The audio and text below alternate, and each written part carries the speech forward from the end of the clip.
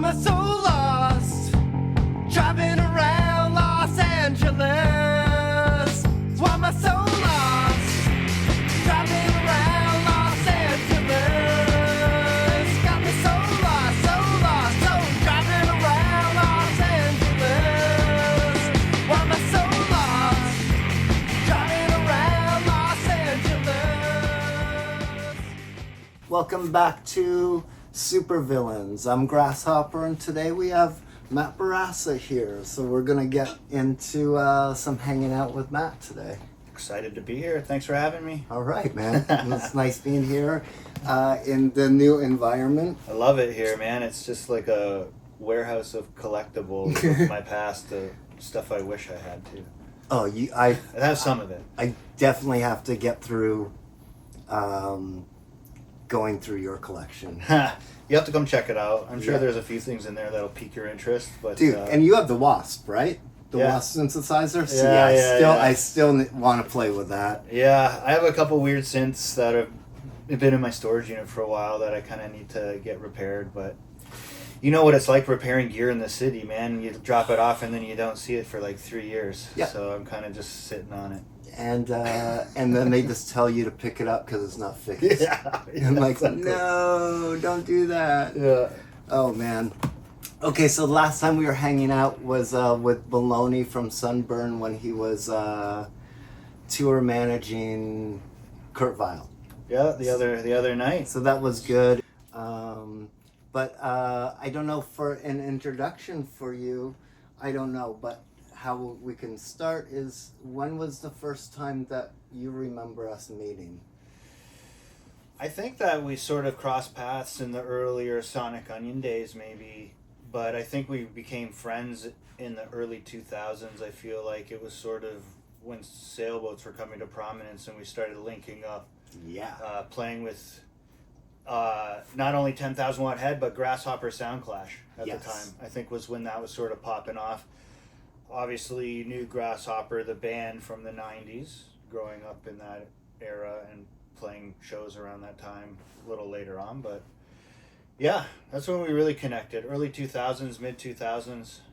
Yeah, and one of the very first Grasshopper Sound Clash shows of that era, the after Gadget era, post Gadget, that was with you guys and that like grindcore band with the girls screaming. I was going to mention that. Yeah. So that was a show that was at O'Grady's. Yes. Which isn't even around anymore. I just discovered riding my bike by at some other place now. And that was a UFT pub. Pretty much. O'Grady's was like a chain pub in this Okay. in the city. There's a bunch of them in different locations, but yeah, Yeah, it was McCall and McCall Dundas? and College. I McCall think. and College. Yeah, somewhere around there. Yeah. And Sound Clash, us. I think maybe Lunch Meat played, and then the band that you're thinking of is called Arcada.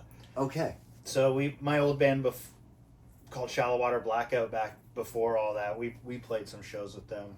They're pretty cool. They were not what I was expecting. I remember hanging out in their van with them, and they had a bunch of like 50 plus porno mags. 50 It plus, was like like it was mature. like mature, like Awesome. senior porno mags, and I just remember rifling through those. It was kind of funny. At that gig? Yeah, at that gig, Because I know we were hanging before that gig. Oh, that was the Shallow Water Blackout gig with them back before our gig. Got you. But I remember at our gig, they had the TVs on in the background, and we played to like episodes of Futurama. I don't have any footage of that night. There might be pictures. I Okay. feel like we might have played another show there at another point, either with Lunch Meat. I don't know if they were on that bill that we played with you guys, but maybe they. I don't know. Fuck, that was so long ago. But yeah. Yeah, but I'm trying to remember, because the exact first time I saw Sailboats Are White, I don't really remember, but when I remember hanging tough with you guys was above the bagel at Bree's place. The Riot House. The Riot House. Yeah. And I remember that one show up there, Kevin kept banging his head against the wall, and you can see the stud So like he just kept hitting. If he just moved over to the left or to the right, he would have went through the wall. But Yeah. it was just the stud, and I was like, oh my god. I Yeah, remember Nick yeah. Flanagan played with you guys. Yeah. Opened. Yeah. Um, We had those silly those visor hats that were yeah, reflective. totally. I But it remember was so great, and that's Yeah. when you still had the synth player. Chris McInerney, Sex with Man, I Sex think with they Man. called him. Yeah. Sex with Man. It's a school night. It's a school night. Yes. And Poor guy. the bigger guy. He came after Chris. He came after. So Chris was okay. Riot House era. And then shout he out to Chris. replaced- Chris has a great experimental sort of ambient thing going on now called Moat Bells. If anyone sees this, check him out. Say it again. Moat Bells. MOAT Bells. Okay. He's noise. No, it's like pleasant ambient Okay. kind of electronic based stuff. But Okay. shout out to him anyway. Yeah. Yeah. He was early on. He left for good reason, and then Joel came on board. Okay. So Later. Joel is Sex with Man. No, Sex with Man's name is is Chris McInerney. Okay. Yeah. Oh, hilarious. Yeah, that was. Okay, so He was underage, remember, and yeah. we had to get permission for him to play the shows, and it worked out. He's on the credits for the first record, I think, on the first pressing of it, and then. Okay, I have I those. don't know I'll who show you have on those the- later. Yeah, we'll look later. yeah. In just a second, yeah, I can't remember exactly the first gig, but it was like it got to a point in that early 2000s where I was like, just go to any show that you guys are playing, because you played with a bunch of bands that I didn't know, and that was great to be like coming back into the scene as like the older guy. Yeah, you guys were cool with me, you know. So I was like, oh, okay. We're no spring chickens ourselves, but No, but at that time, yeah, there was a lot of things going on musically back then. Being Hamilton based at the time, like Hamilton's always had a really good hardcore scene. I was already playing in Crux of Ox with the Shallow, North Dakota Curse guys, and Hamilton had this revolving door at the Sonic Onion Jam space of cool people. But yeah, then coming to Toronto and playing a lot when we started getting a little more popular, we'd play with sort of bigger bands like XBXRX and Black Dice And just a second, was that Black Dice show? Was that at the Horseshoe? Sneaky D's. Sneaky D's It was us. I believe it was Wizards, which was Brian Gibson Yes. from Lightning Bolt's side project, and then Black Dice headlined. But then Mounsey somebody gave me like a really strong weed cookie, and I just remember tripping hard to Black Dice. It was really intense, and I remember having to go outside to get some air. And was the drummer still in Black Dice at that point? I feel like it was a 2-piece at the time. At that time, Yeah. okay, because I remember. Yeah, it was like Beaches and Canyons maybe era. Okay, yeah. Repo, maybe it was like around those records. Is Repo the collage with like kind of the woman on her hands and knees? Yeah, totally. That's the one. That was a good record. I remember that. Yeah, they're cool. Yeah. What are they doing now? Well, I know the one fella had. I can't. What's his name? Eric. I can't remember their names offhand, but he has like a solo thing. Okay, some kind it's of like style. ambient kind of. Okay. Yeah.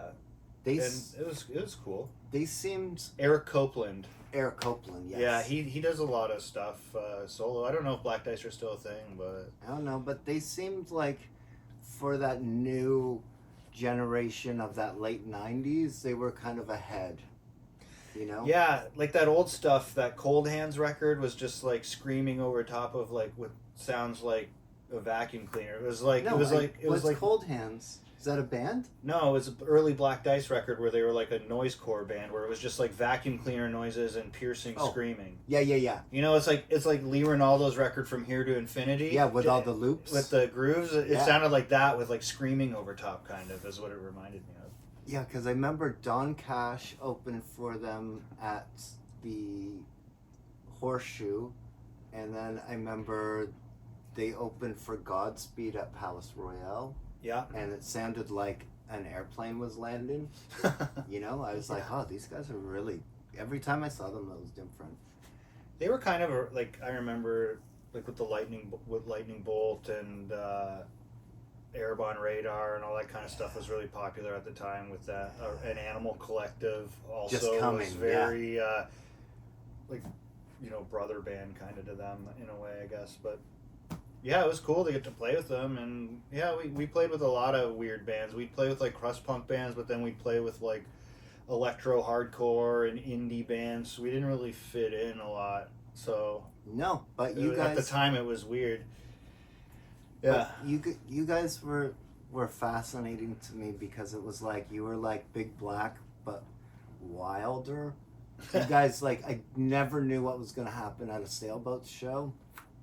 Like right, we were talking about the Adrift show, and you know that happened. There's a couple of shows that were like and pretty wild. And Kevin would get so wild and wild eyes that it would be like a different than Iggy Pop kind of thing.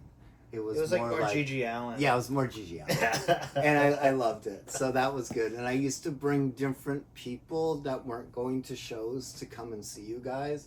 But you had the iPod. Yeah, for our drums. Yeah. And that was the Big Black of it. And I thought, well, these guys are like just embracing all this new shit. This is great. And it sounded like, you know, 606s or 808s or something. Yeah, they were like simulations of those drum machines that were put on the iPad. I mean, Kevin Wright did a lot of he does all the drum programming, so he's really great with all that. And yeah, we all shared a love for Big Black and you know, like Six Finger Satellite and stuff like that. And yeah, like in those early days, it was like fast drum machine punk.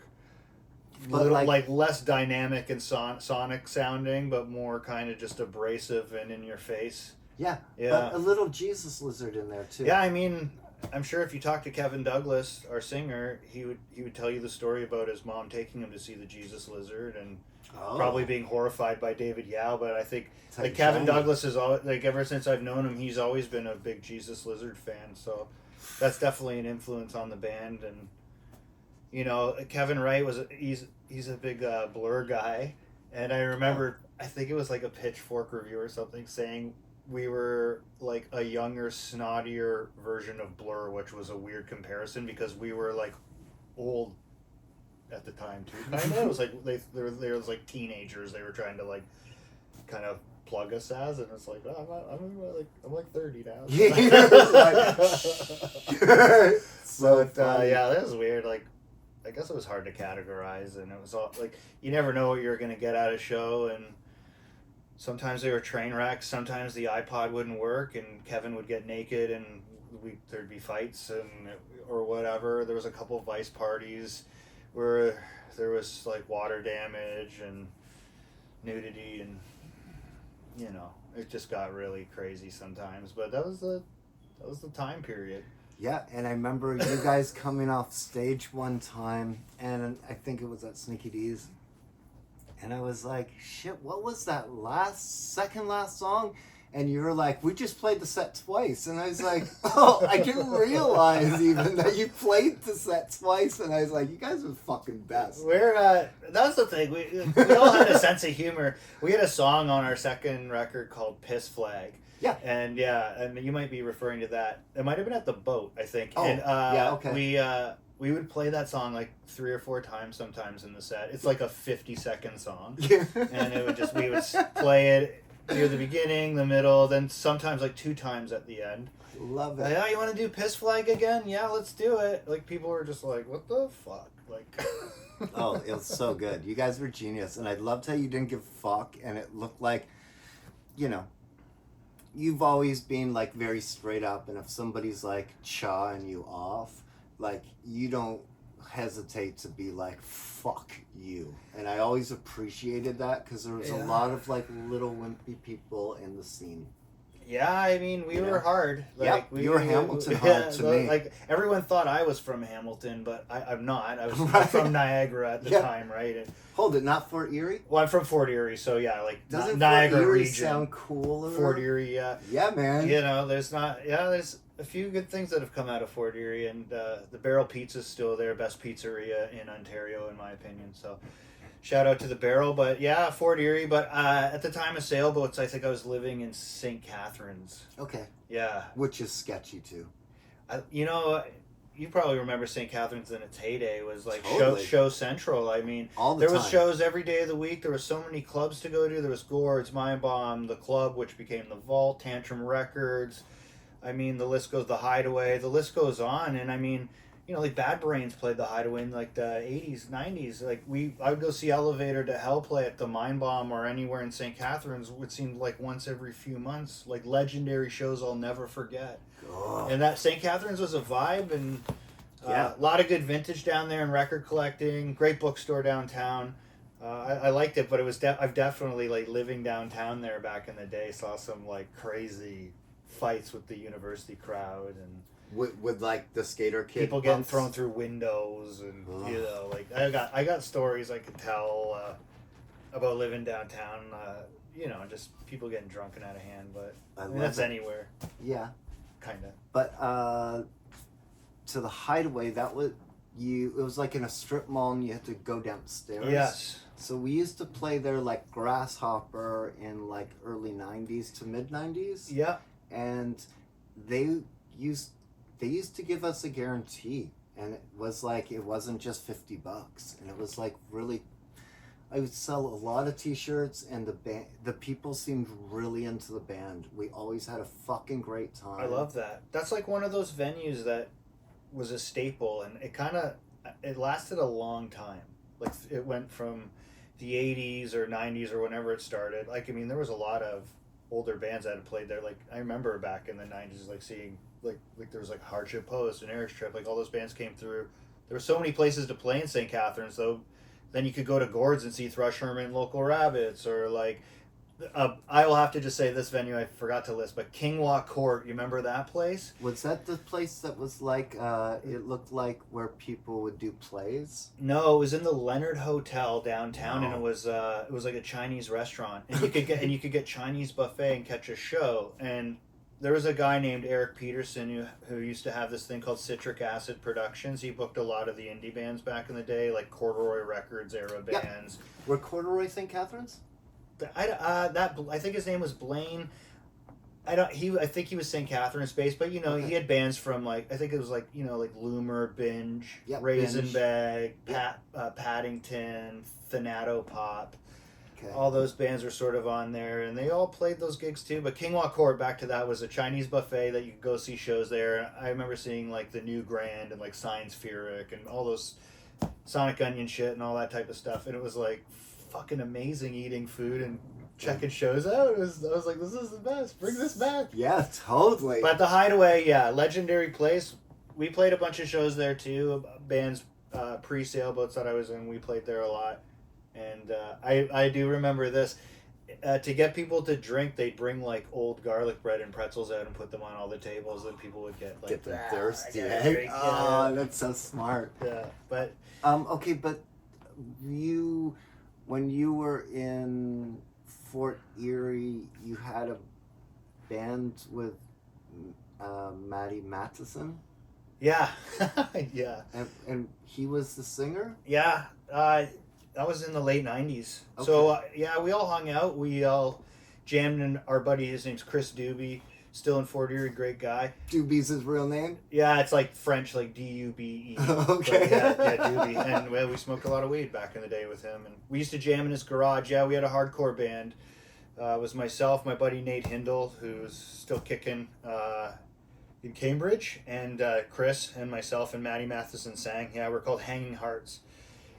And we recorded a couple demos that never really got put out, and we played like a handful of shows in and around the Niagara region. Okay. And yeah, he was in it. Now he's like super famous, and he has a band called Pigpen now Pigpen. that is like with Dukes of Hazzard. Pigpen. maybe I don't Or, know. Maybe they got their name from that. Funny. I think Or- they got their name from a Grateful Dead reference or something. That makes sense. Yeah. He loves Dead. Yeah, him and Wade McNeil from Alexis on Fire's in it, so I guess they're big Dead heads.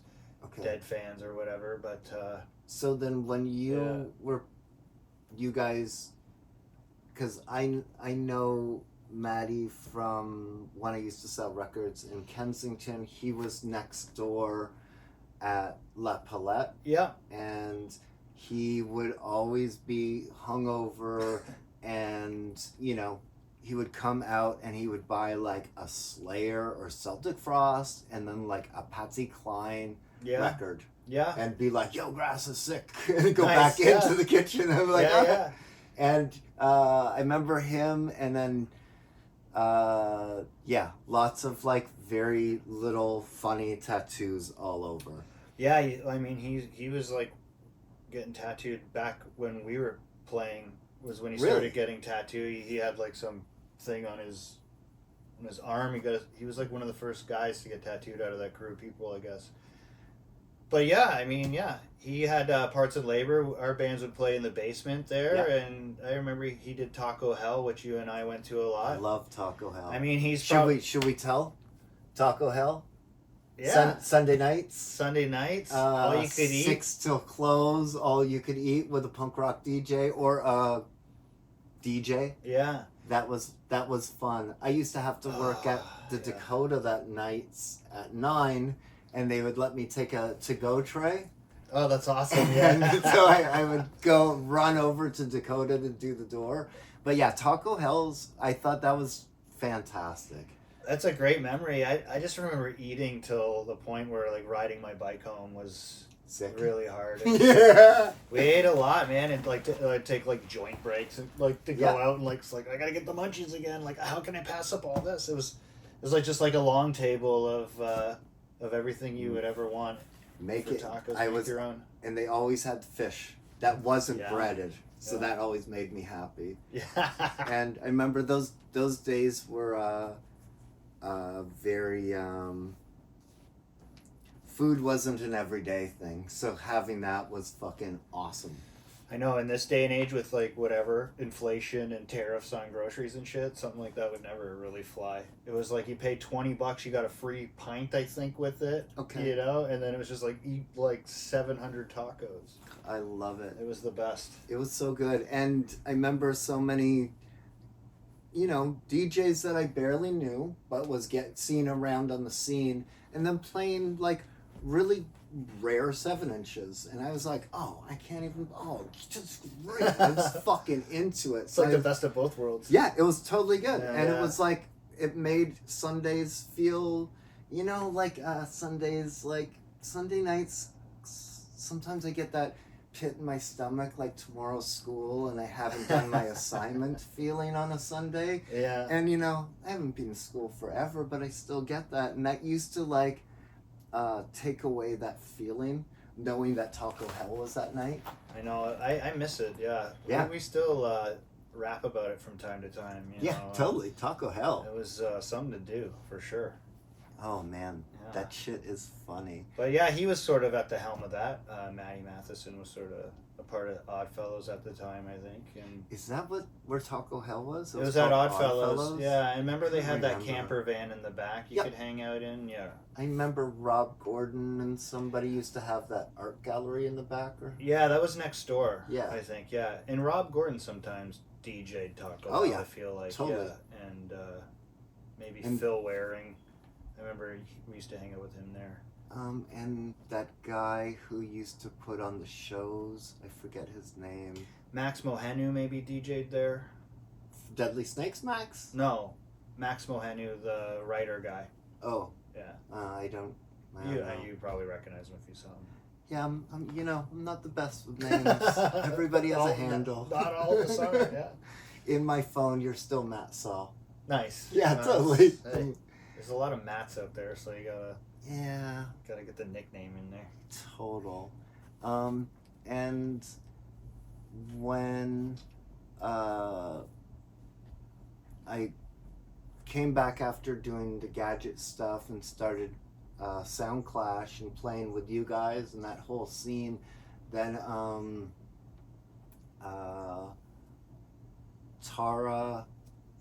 Tara from Elevator and Justin from Broken Social Scene got me to do a reunion show. I remember. Yes, Yeah, I remember it, yeah. upstairs Whippersnapper. Whippersnapper, yeah. Yeah. I was there. That was the first Yeah. time I hung art on a wall. Nice. Yeah, and I remember Mikey Apples had those big googly eye ones, and Steve Cato and Dave Montier. That's another place that's gone, Whippersnapper Gallery. I totally forgot about that. Yeah, and that's how many times did we see Ariel Pink there? We went there a lot. Yeah, there's Yeah. a lot of shows, and like now I'm just like thinking about the shows I saw there. Yeah, like Wooden Wand or whatever. Yeah, Yeah, totally. And that guy started playing with Woods later. That's right. Yeah. because he was a part of that Woods' collective. Yep, totally. Yeah. So I guess he's a weirdo New Yorker or something. Yeah. I think maybe it was through Dunn maybe or something that kind of got tipped off about him. I don't remember how or maybe it was you. I don't know. I just remember, I think I went to the show with you though. Yeah, we did go. Yeah. And then later, you, and Dunn were doing Grasshopper, and I gotta say that you're still my favorite fucking bass player I've ever played with. Oh, I appreciate that. I love that. No, it's like anytime if somebody says something about a Grasshopper show, it's like it's gotta be Bourassa, and you're the only one ever who I've played with who sang backups. That's right. Yeah, yeah. and I was like always doing like, that. yeah, fuck yeah. Well, you'd be going off sometimes, going wild and making noise. It's like, take the burden away from having to sing sometimes to get wild. So Yeah, gang vocal. I loved it. Yeah, and then we had Simone double drums. I think Right. at some points. I remember we did a Sneaky D show. That was amazing. Yeah, and I think Fisher was on guitar. It was like the big band. Yeah, you're on bass. Fisher was guitar. Simone Dunn drums. and Simone on drums. Yeah. Yeah, I remember that show. I remember I shaved off all the tuning heads on my guitar doing one of those moves. Little up gravedigger. Yeah, and it's like, Well, I remember because we were jamming at the. I think I had a space there with my buddy Jackson, and those guys were jamming there forever at the Richmond and Bathurst Rehearsal Factory practice in the basement there. Yes, we did. Yeah.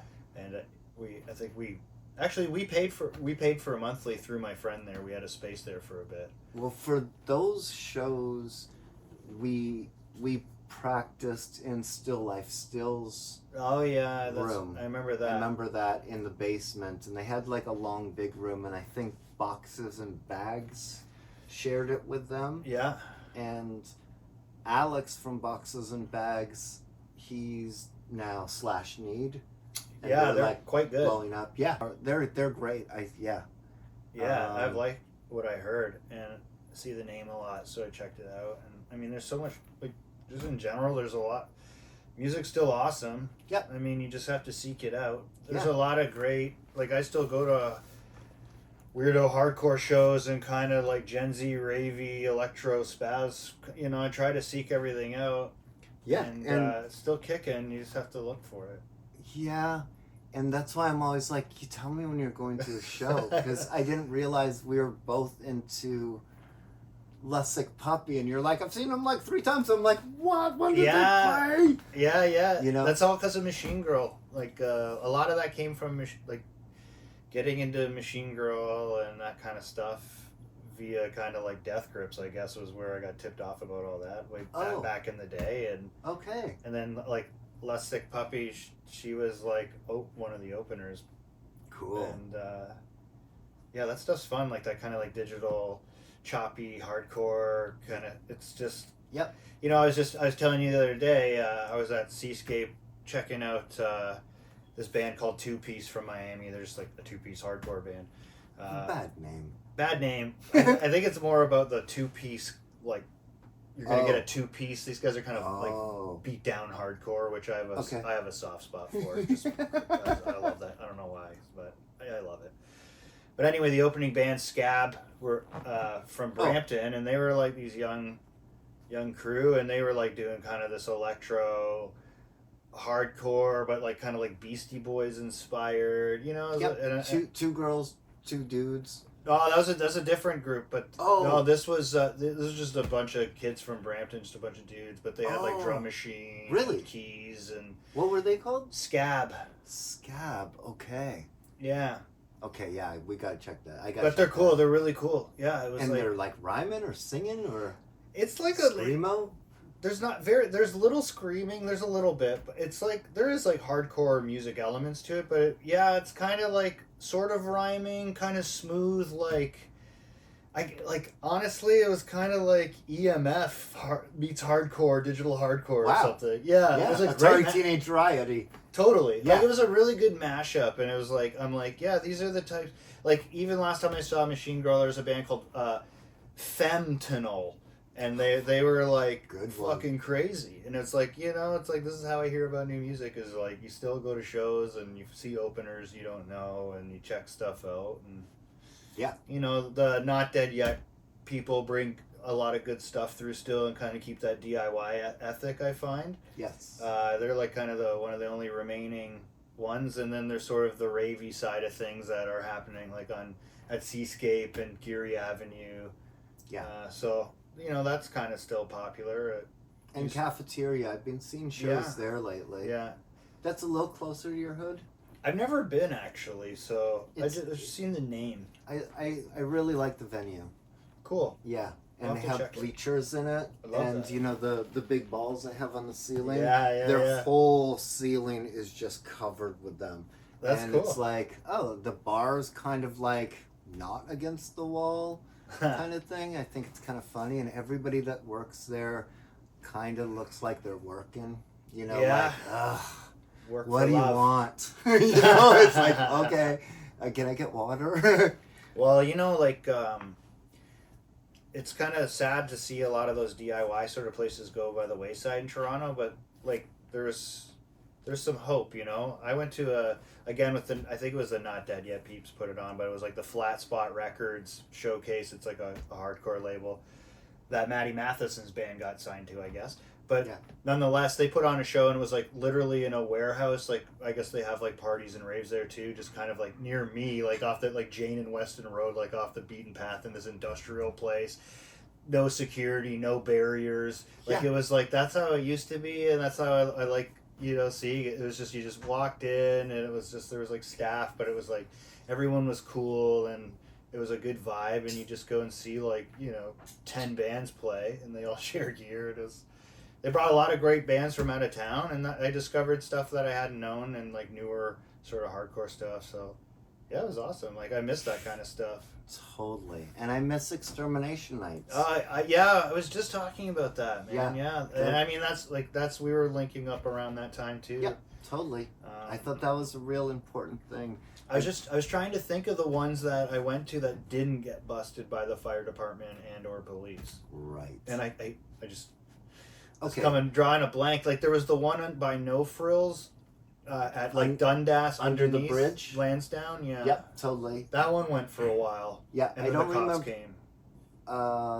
The cops. I Okay. remember running up the hill. I remember having to leave. Oh. And then there was the one out by what is it, like if you go south or whatever from Bellwoods, like Shaw or wherever it is, like out by by the remember that? meat place down Yeah. where we had to walk through that thing. I Yeah. remember Bush League played. That was the one, and then there was one off the Danforth under the bridge there back in the day. Yep. Me and Fisher and a whole crew.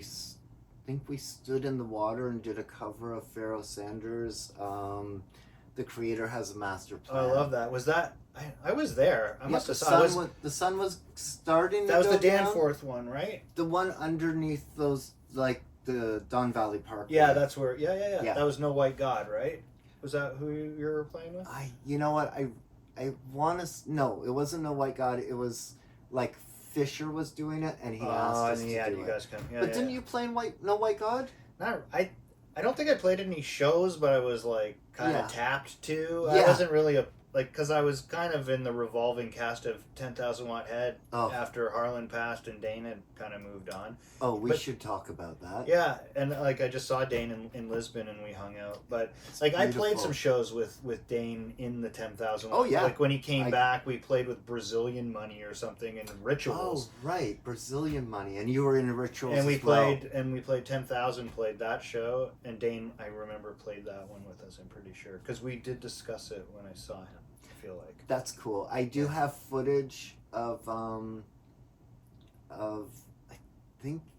I think it was it the Garrison, the 10,000 show. yeah, Al took a bunch of footage at a couple of those shows. Oh, right. and they're AL. on his YouTube page. Yes, who I also okay. ran into in Miami recently. That's so funny. I love seeing all these old heads that are put great music out, and I respect. Yep. Shout out to Dane and shout out to Yeah, AL. shout out to both the fellas there.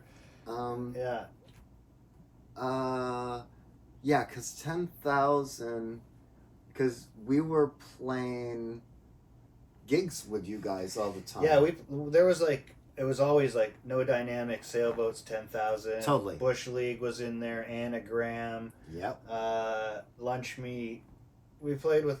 Yeah, there was like this. Yeah. Yeah, we did. Scene for a bit of. Yeah. 100% Wool and Oh, man. all those bands. And everybody was pretty fraggled out. I remember that I was a feel like- Fraggle era. Yeah, yeah.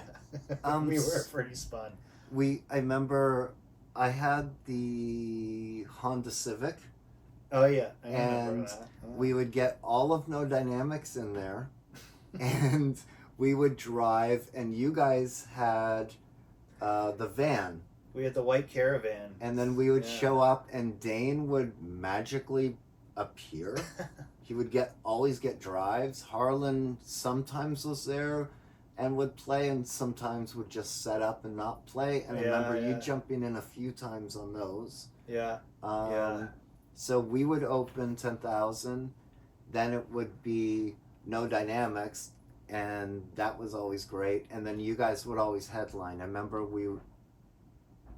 that crazy pod show at the that Pogs. the Pogs. Trevor Turple, shout out Terps. Terps. Great guy, love him. That was at his place? That was like, so the Ford plant for some reason couldn't do the show or something happened with the Yeah. venue, and Turple was like, I'll just have it in my apartment, and he lived upstairs. Yeah. And we played in his living room, and there was like fucking Pogs all over the floor. And All it was just over. absolute chaos, and I mean, we just partied outside all day, and I think that was the show where the cop came and saw Kevin drinking a beer, and he was like, "Put that beer down," and he was like, "Okay," and he just chugged it, and put it down Yeah. on the cop car's on the hood, and we were I hanging was- out at the I road. was Remember really- the rodeo, the bar, the rodeo. That was after. That's Yeah. when we lost both of our people there. And we would do karaoke there because Sailboats played Brantford a lot too, I guess back. And Oh, I have a story about that. Is it the Blink 182? Yeah, Yeah, you remember tell the that? story. Yes, please. If I can remember it correctly, we were doing karaoke there, and they were having like a chicken wing special. By the way, the wings were fucking so hot. Like the medium wings were so hot to eat. I remember Kevin and I washing them off in the bathroom sink. Wait, They oh, were- that sounds gross, that's man. that's disgusting. I mean, we were in the pinnacle of like, Yeah. we're playing the fucking Brantford, and we're hanging out at the rodeo. It was on brand. But yeah, they were doing karaoke, and like the karaoke host daughter was singing some like, it was like a Linkin Park song, I think. I remember it as Blink Well, we 182. did Blink 182. you guys- we all did okay. all the small things. We went up after, and that's the song that we did. But she was performing some song, and I remember this is a little. She went off stage, and like her dad was the karaoke host was like, "That was awful," and she was like, "I might be your daughter, but I'm your daughter with problems." Oh, such It a was like hard super line. dark karaoke. Yeah, we were like, "Oh man!" And then we went up and sang all the small things, all happy and wasted. But that was strange. that was a scary night because it was like we played the show. The cops were outside but didn't bug us. No. And I remember the kids, or like the audience that seemed younger than us, were like on drugs. I remember Yeah, it they was seemed weird. fucked up, and I Yeah. remember Mike was just cutting a bunch of lines and like sharing them with people. And there was I remember like, where'd Mike go? And there was just an oven like in another room. They had a tiny kitchen off the living room. Yeah, and I remember him just cutting lines on this filthy looking oven. Yeah.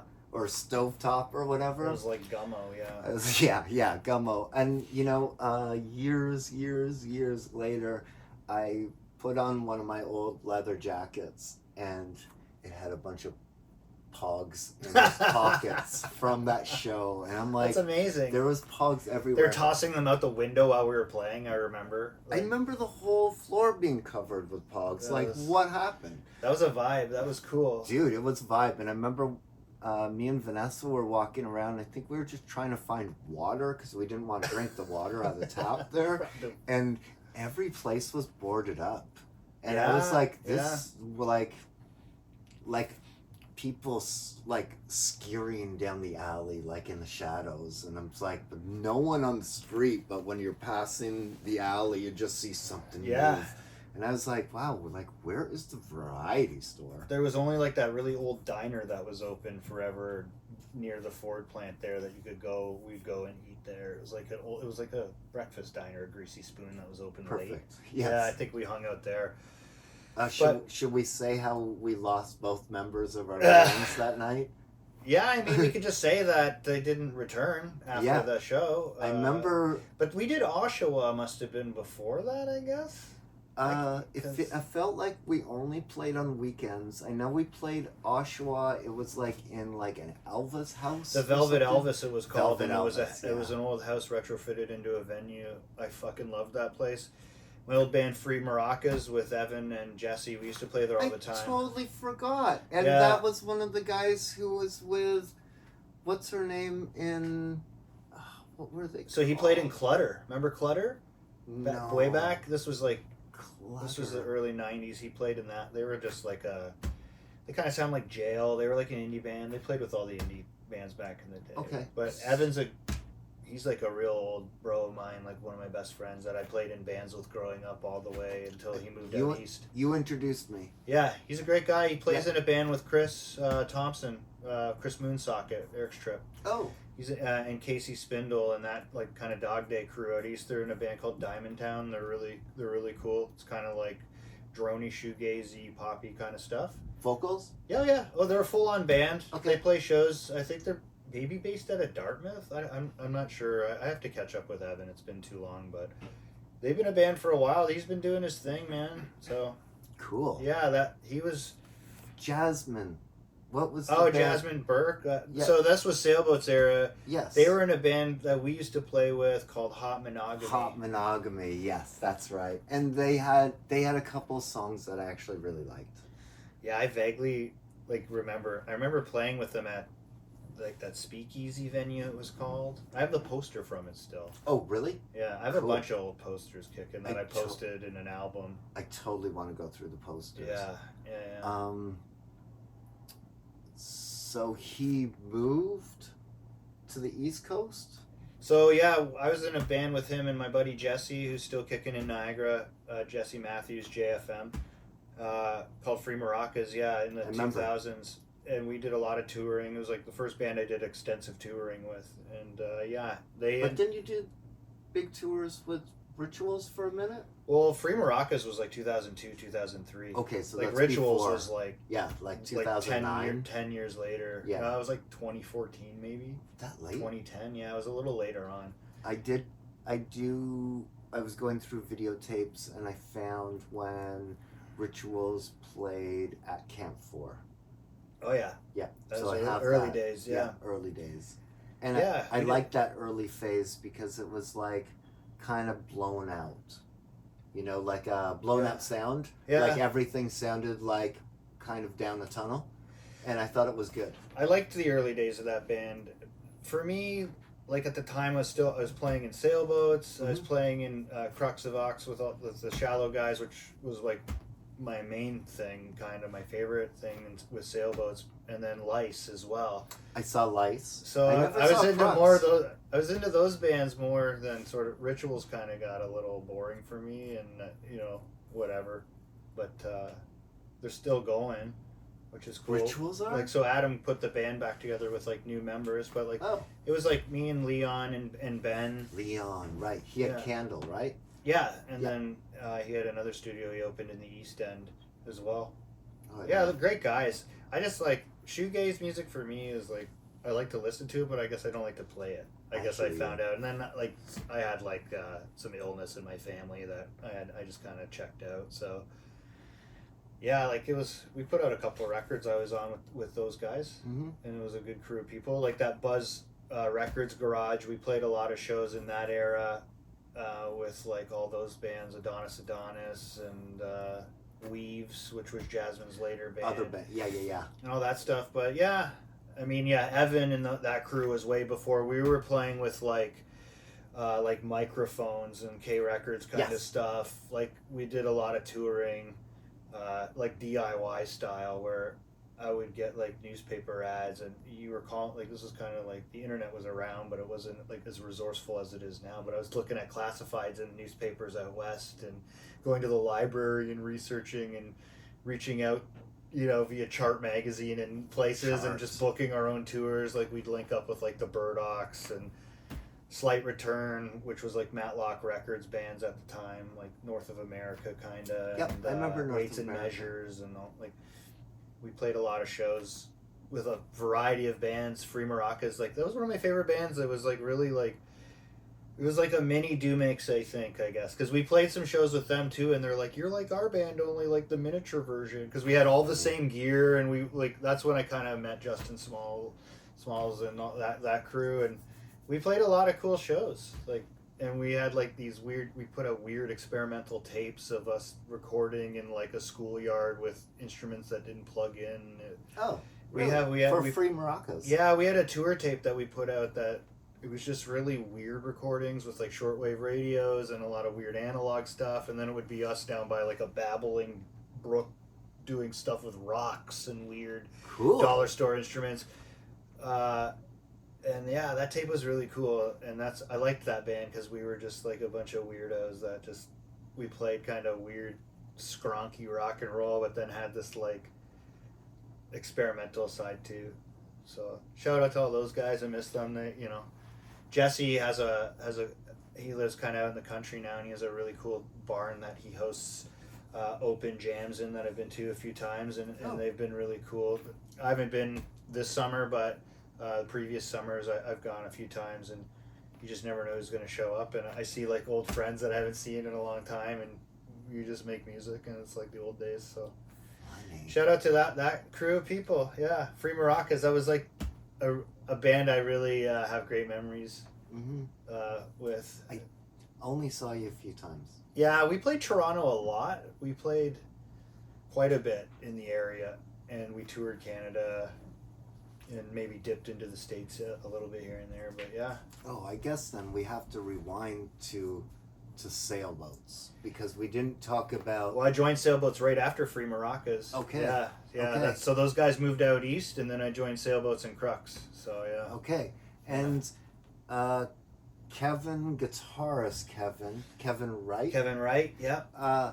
Used to play with Carl. Was he in Battleship? Battleship Ethel. Okay. Mike Ford was in the band at one point. Yep. Kevin Wright may have replaced Mike. I don't know if they played together, but shout out to Fordo. Love him. Yeah. But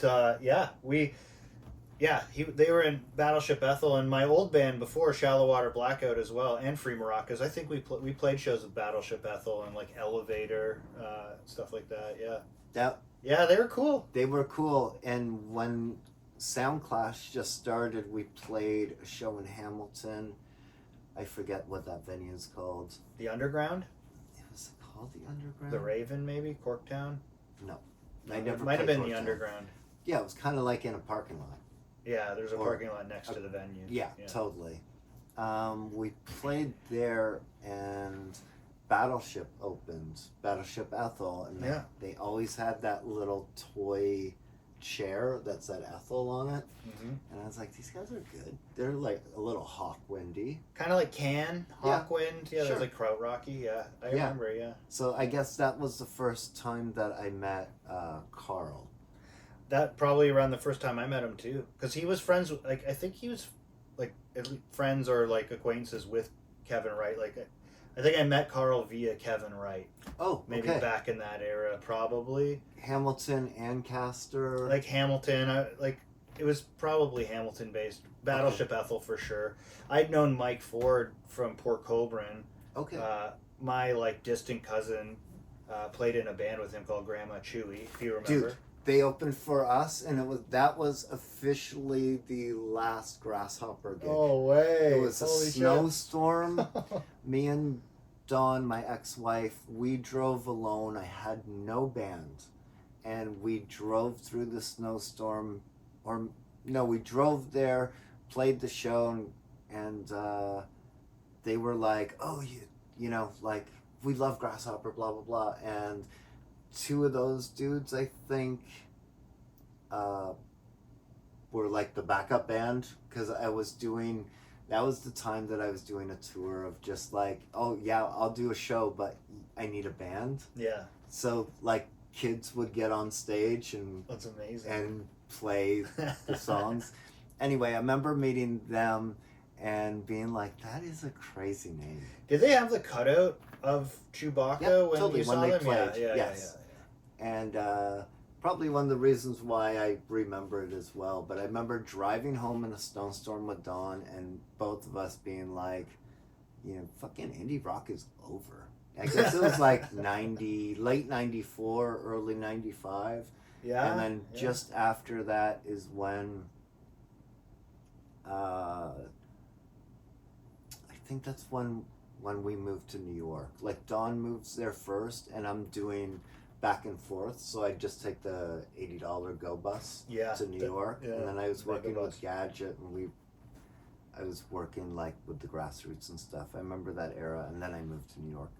But and then coming back, it was like, oh, the kids from Crack Teddy and Eighth Rib are now the Deadly Snakes, and oh, Rishi has Danko Jones, and he's the Mango Kid. And then I remember Duce May Think we're playing at Milk. Yeah. And I was like, oh, and you know, Godspeed was happening, and I was like, man, I go to New York, and then all this cool shit pops up, and nothing's happening in New York. It was totally like Chemical Brothers, Tricky. Yeah. The only thing that like Seeing the Cake were happening, so I got to see them, and Atari Teenage Riot and all of their bands, and I was just like, wow, why I missed things here being in New York. I think I was there at the worst time ever. Anyway. Like, the CMJ sucks. Yeah, this CMJ, I stopped going in like 95, being like, whatever, just give it some hip hop. Yeah, right. You know? Put more hip hop on the bill, yeah. I did see some, great hip hop when I lived in New York. Oh, I'm sure, yeah. But I was really digging back into like Can and Faust. Silver Apples were doing their reunion show for the first time, and you know, Guided by Voices were still happening, and I was still like way into that. But so Sailboats start happening, and then you guys get signed or something? We got some label interest, like when we started playing a lot more in Toronto. Mm-hmm. We started like after the Bagel and stuff. We started like linking up with a lot of like Paper Bag Records bands at the time, and I'm trying to think of their names, but like Enrique was one of the guys that was involved, and they had a bar called The Social. Remember that place? Totally. And we used to just like, they would host Paper Bag Records presents whatever, and they would host shows, and we would play, and they were some of the wilder ones. Yeah. I think they were kind of like, these guys are like nuts. They kind of suck live, but their record sounds cool. I don't know. They were close to signing us, and then so this guy, our buddy Oliver. Yes. Oliver Newton, who was one of the main dudes over at Sonic Onion at the time, started his own imprint, Let's Just Have Some Fun, was a record label. And through Sonic Onion, they put our record out. And then we ended up getting some attention and playing some bigger shows. And then we got distribution from Caroline Records in the U.S. And then Alan McGee, once Creation Records dissolved, created Pop Tones, and he sent one of kind of like his scouts over to see us play. Oliver got punched out that night by some guy, and Kevin was really mangled. I think he sat on a chair. We were playing with AIDS Wolf at the Underground in Hamilton, and it was just absolute chaos. And I want to say there might have been a skinhead there that obviously we called out and tried to fight. It was just a fucked up night, and the guy was just like, "This is a circus. Yeah, we'll sign them." Wow. And it was like a real weird anomaly that like this shitty band from Hamilton is suddenly on Alan McGee's new label. We got a lot of hype. Got a lot of hype. That was a big deal. It was a big deal. We were on the cover of I Weekly in Toronto and in a lot of the publications. And squealy dog, squealy dog, squealy dog. But anyway, we're in a lot of publications in Europe and stuff too, because you know the pull that Alan had. Mm-hmm. He came and saw us play at South by Southwest, and we got to meet him. And yeah, it was cool. I mean, Creation Records is a big deal for me. I mean, like I love all everything about it, and it was like growing up with all those My Bloody Valentine, Primal Scream, Jesus and Mary Chain. It was like a real big holy shit moment.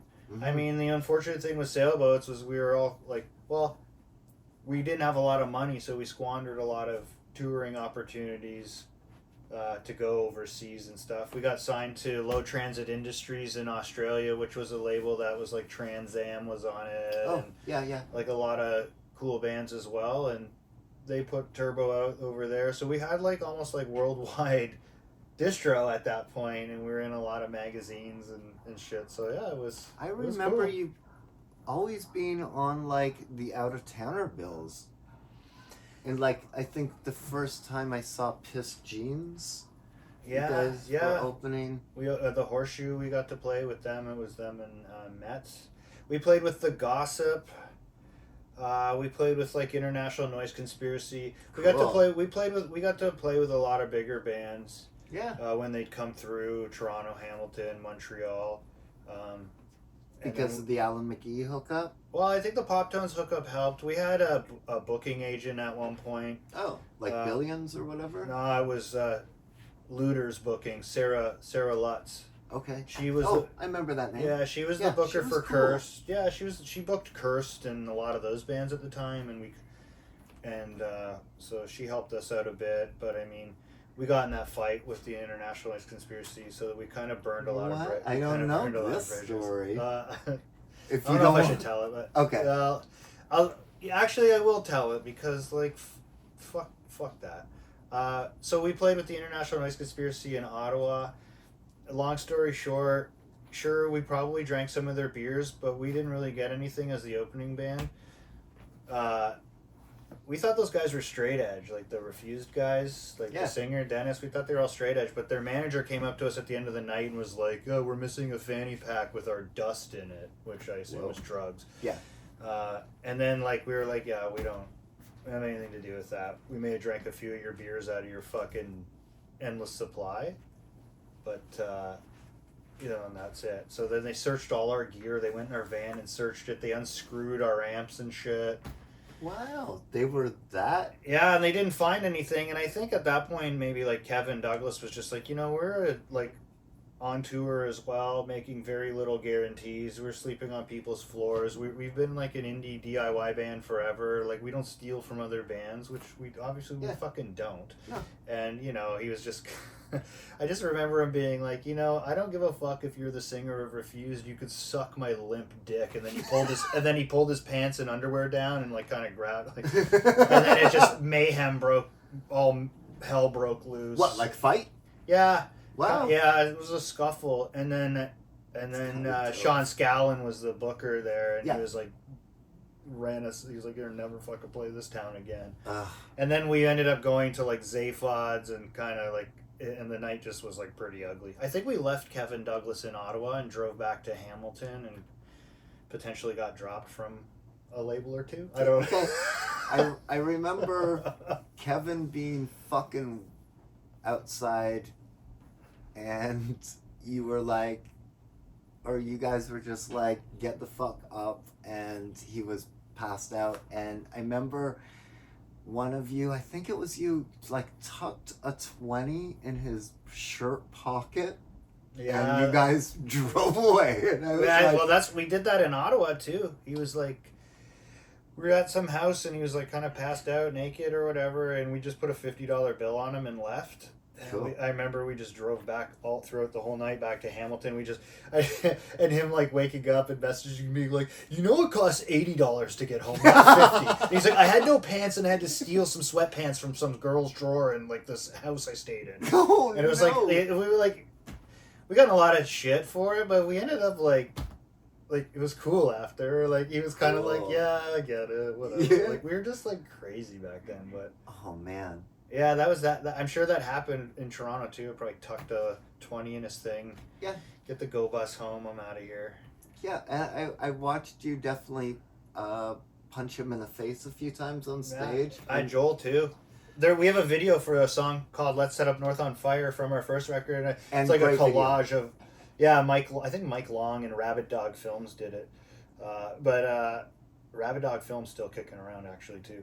Oh. Shout out Cannibal Cam, Phil Patterson. Yeah, it was like a collage of live shows, and there's like a clip in the video of like Joel Elliott just hammering Kevin. I think it was the night he probably got the piss cupped in his hands and threw it in his face. Like it was So just mayhem. mean. Yeah. So mean. Yeah, but that was. You guys were mean to each other. Kevin Wright and I think we were all mean to Kevin. Okay, yeah, I can see that. As it sounds, But sorry, Kevin was really we always had to pushing. check. We had to check him sometimes. Yeah. I didn't mind. Like, to be fair, like when Kevin was unruly, like to me personally, he always kind of respected my boundaries and space. I found because he maybe knew that like this guy low key is like maybe maybe he's crazy. Like I always was pretty reserved guy. I was never like the guy who was like cutting myself and spitting beer and being like, sure, I partook in drinking and all the fucking crazy shit we did, but it's like I was always in the background. Yeah. I was always the guy who, like, if Kevin was out of control or something, I had to hold the bass line down with the drum machine, so as long as those two things were going, it was like there was some semblance of a band still. Yeah, totally. And yeah, you would rip it on the bass with all the doom, and you're playing the hi-hat. Like, it always your bass playing in Sailboats Are White really reminded me of like Lou Barlow kind of like chords or something. Yeah, there's a lot of high, like low to high, a lot I of love whiny it. shit. I'm like, woo! Yeah, no, Shit was it was impressive fun. to me. Yeah, and it like progressed. Like it was fun. It's fun playing bass in that band. It's because it's like, it's like a prominent feature of the backbone of the band because like Kevin Wright's guitar tone is very like kind of like high pitched, trebly, kind of like Big Black, Steve Albini style, right? It was he has his Shattered Glass. Yeah, I like that tinny kind of sound,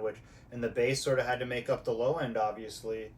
Yeah, but the low end had the melodies. Yeah, because it would be going from high to low and kind of playing off guitar riffs. Later on, Kevin Wright and I wrote a lot of songs together, so we were always kind of tweaking those sort of arrangements. Beautiful. Yeah. I love it. Like the first record was like I joined Sailboats, when we transitioned into Drum Machine. They had a drummer before, and then it went in. I saw them open for the Organ actually. Oh, I remember them. Yeah, at the Underground, and it was when their drummer had quit. Everyone had quit, and it was just the two Kevins, and they had like this pre-drum programming. It was an absolute fucking mess. Okay. And I remember going up to them at that show, being like, "Yo, I'll play bass for you guys." And then it was like, "Yeah, okay, cool." And then I ran into those guys at a Tortoise show at the Phoenix. Cool. I was on mushrooms, and I said, "Yo, man, I'm gonna join your band." And then it was like I did. We used to jam at this guy, Jeremy Jag was his name. We used to jam at his apartment in that Drum Machine era, sort of. Oh, it was took genius. Off. It was like 2004. Yeah, and then we just started ripping it. Yeah. I like a lot of those songs on Turbo were already written. They had already been demoed on various tapes, and then there was a few like Sex Drive Thieves, I think, was a newer one, but like Let's Set Up North on Fire was a song they had for fucking ever. Yeah. But we tweaked it. We tweaked a lot of the music on those old songs, and the Drum Machine added a lot, and then there was keyboards and shit. So Yeah, became like a whole new beast. It was really good. Yeah. I really liked you guys. Like, of course, like you guys were explosive on stage, but you actually had jams, and it was like it felt real new and refreshing because there was still real danger in it, and I like that in my like shit. Yeah. And remember that place in the basement around on Dundas that was around Hard Luck. The White Orchid. Yeah, the White Orchid. Yeah. And people were throwing Kevin Zacto knives, and I just kept picking them up, and he was doing damage to himself. And I remember he pulled down his pants and he broke a bottle, or there's a bottle broken, and he was fucking it with like a limp dick, and there was so much blood coming out of his like genital area, and I was like, oh, this is so bad. I remember him saying like at the top of the show, like, I just took drugs I don't know what it was from John the Rapper. Might have been him. Yeah, that was like our first show. We were going on tour with a band from Kentucky called Lords. Lords, yes, totally. They're great. I love those guys. But I remember, I remember that show was it was insane. And we went on after Lords, which I hated because I remember watching Lords. I was a fan of Lords. They were on Jade Tree at the time, and I'd known them. I was stoked to be playing a bunch of shows with them. And they were fucking ripping. And I was like, we got to play after that. And then it ended up being like the craziest sailboat show up until that point, probably. I don't remember the X-Acto knife stuff. I remember the street drugs, and I do remember him essentially like carving a pentagram into his chest with broken glass. He was in a lot of blood. And then I remember my buddy Nate Hindle, who I played with in Shallow Water Blackout. Actually, he was at that show, and he was literally doing like backflips into our gear. Whoa. And it was like moshing mayhem. And I remember the whole floor was broken glass and beer. Yeah, it was fucking nuts. And then I remember Lords after we played, we're like, we're playing more shows with you guys? Oh, God. Like, but then him and Kevin became, like, Chris Owens, the main guy in Lords, and Kevin became, like, good buddies. You were great. And, and we played the White Orchid upstairs, too, before, I remember it was that Not Dead Yet puts on that festival every year.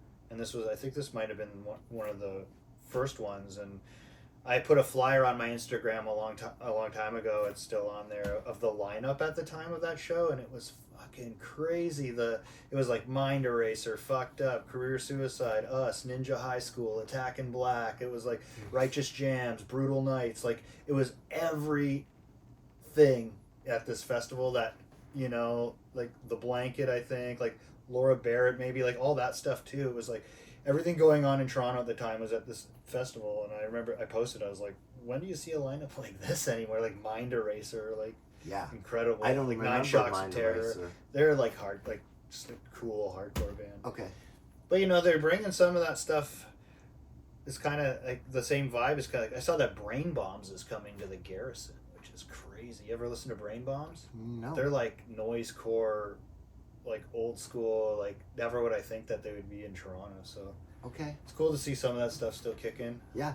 But yeah. At the Garrison or Baby G's? It's at the Garrison, I believe. Okay, cool. We should check it. But yeah.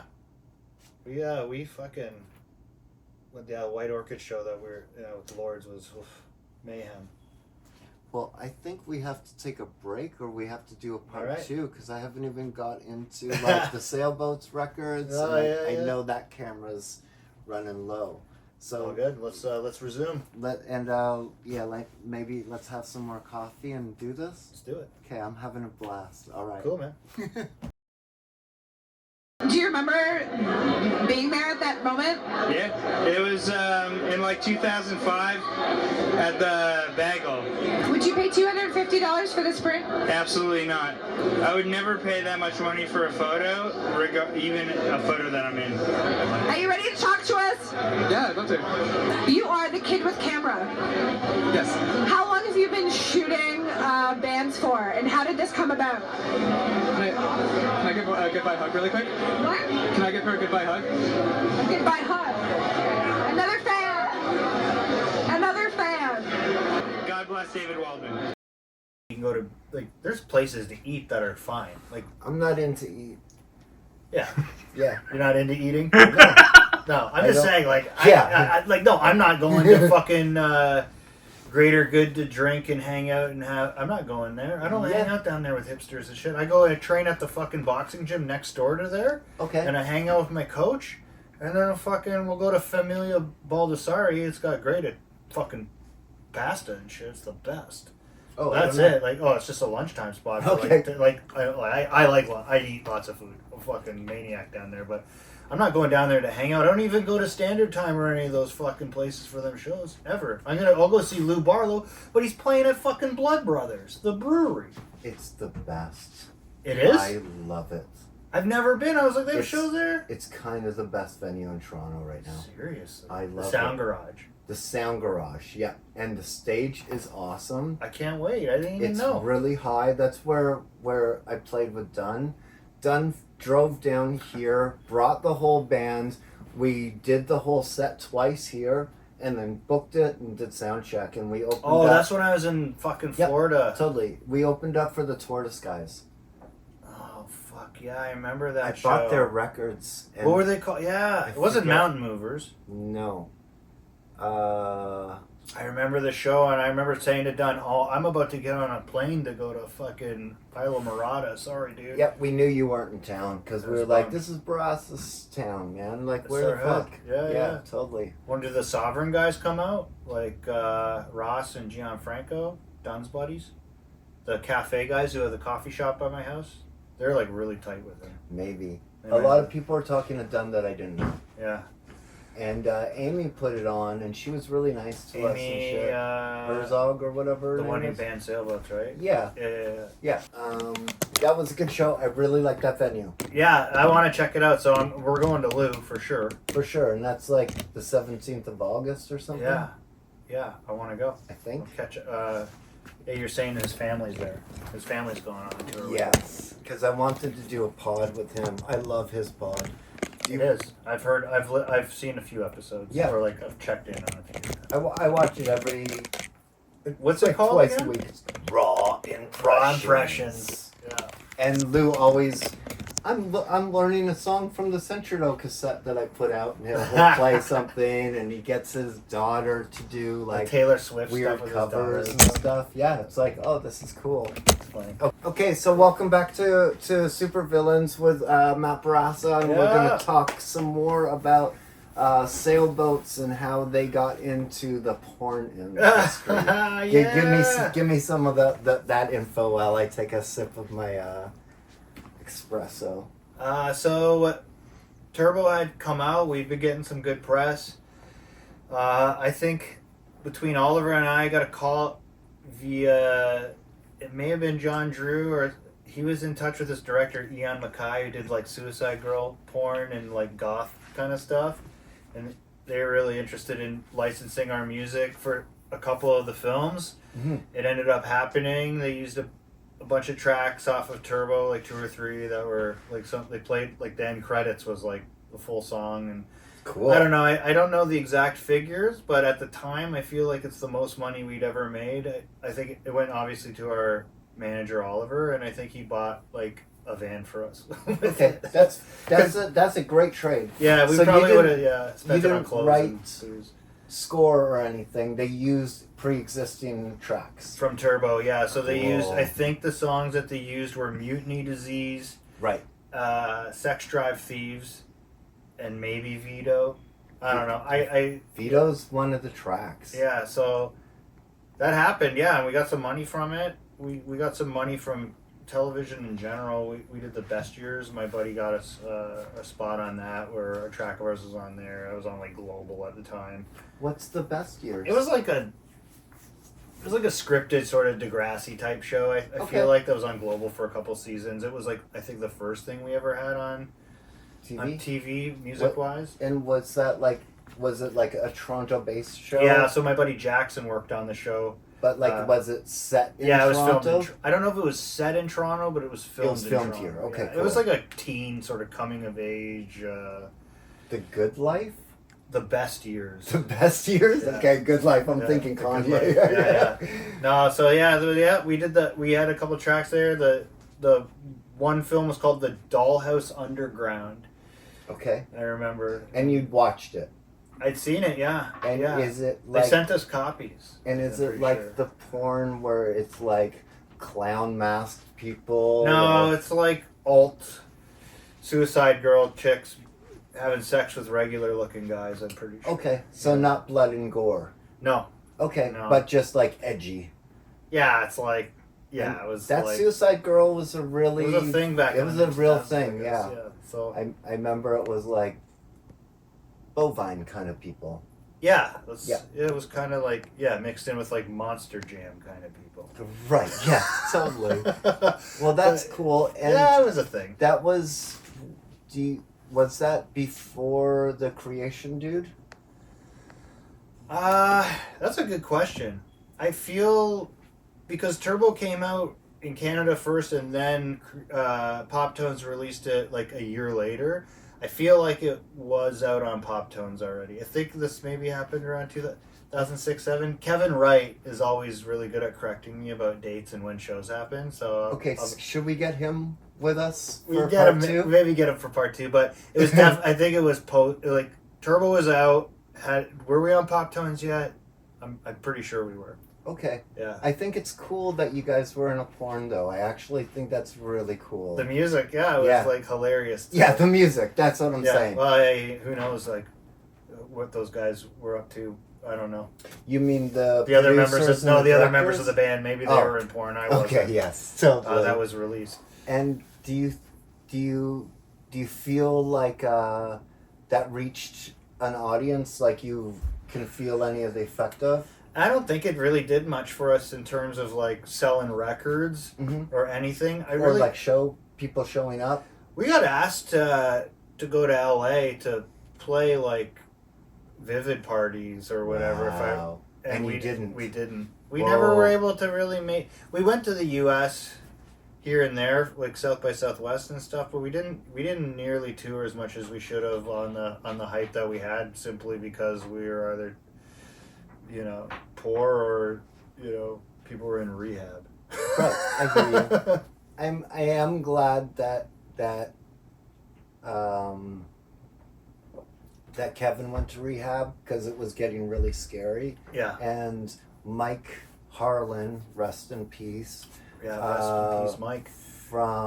He was in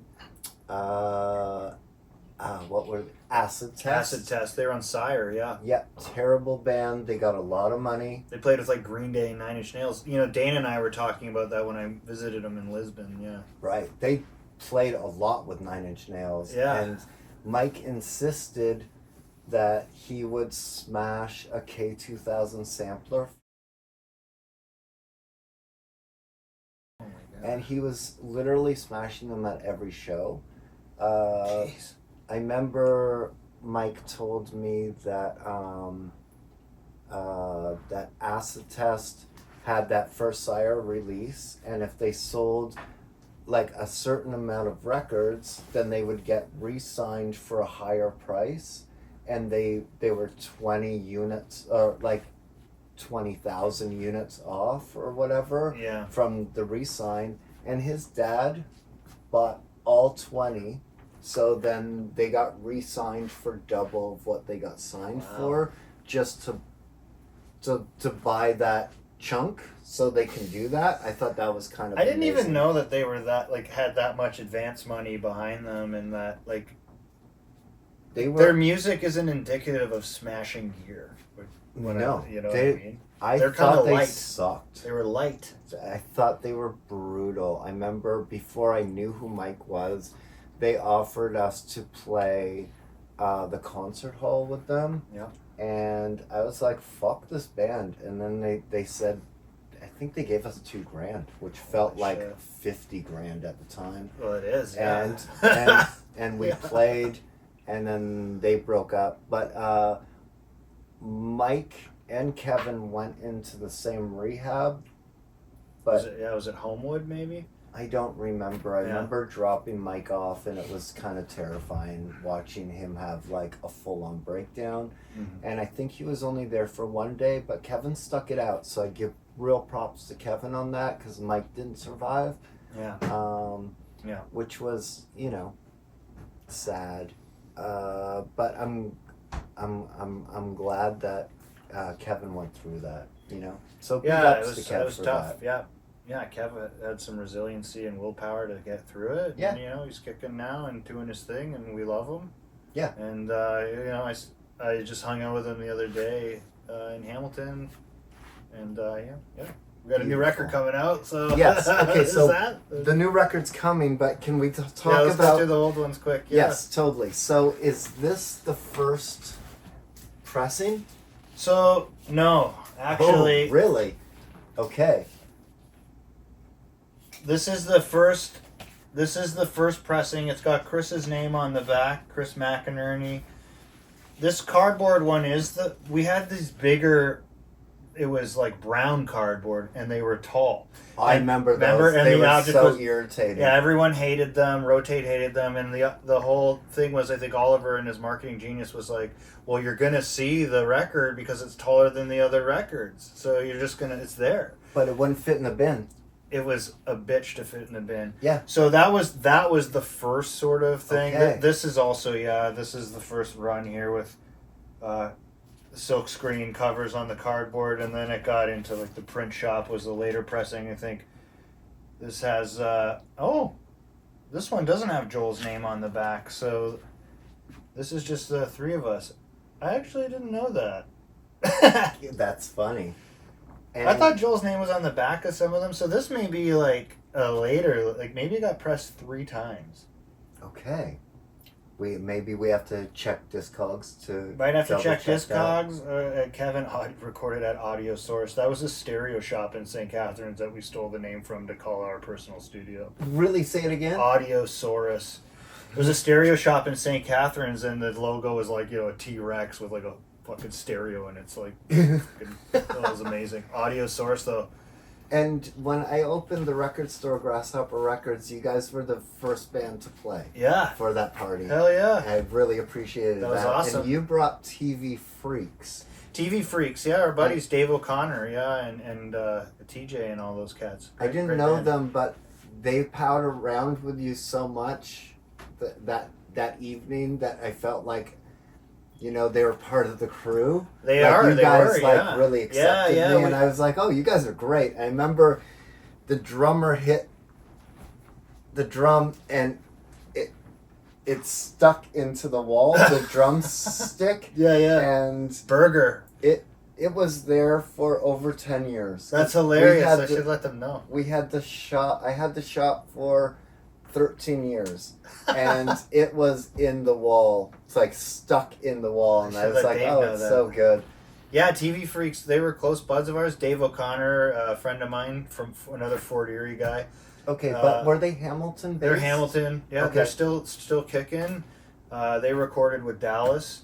Dallas Good yeah. from the Sadies. Rest in peace. Also, They recorded with him, and they've put out a great body of work. I mean, like when it comes down to it, I'd say TV Freaks are one of my favorite local bands. cool. I mean, Dave's tattooed me for years. I've obviously known him forever, but great He crew. did the Psychic TV tat. Yeah.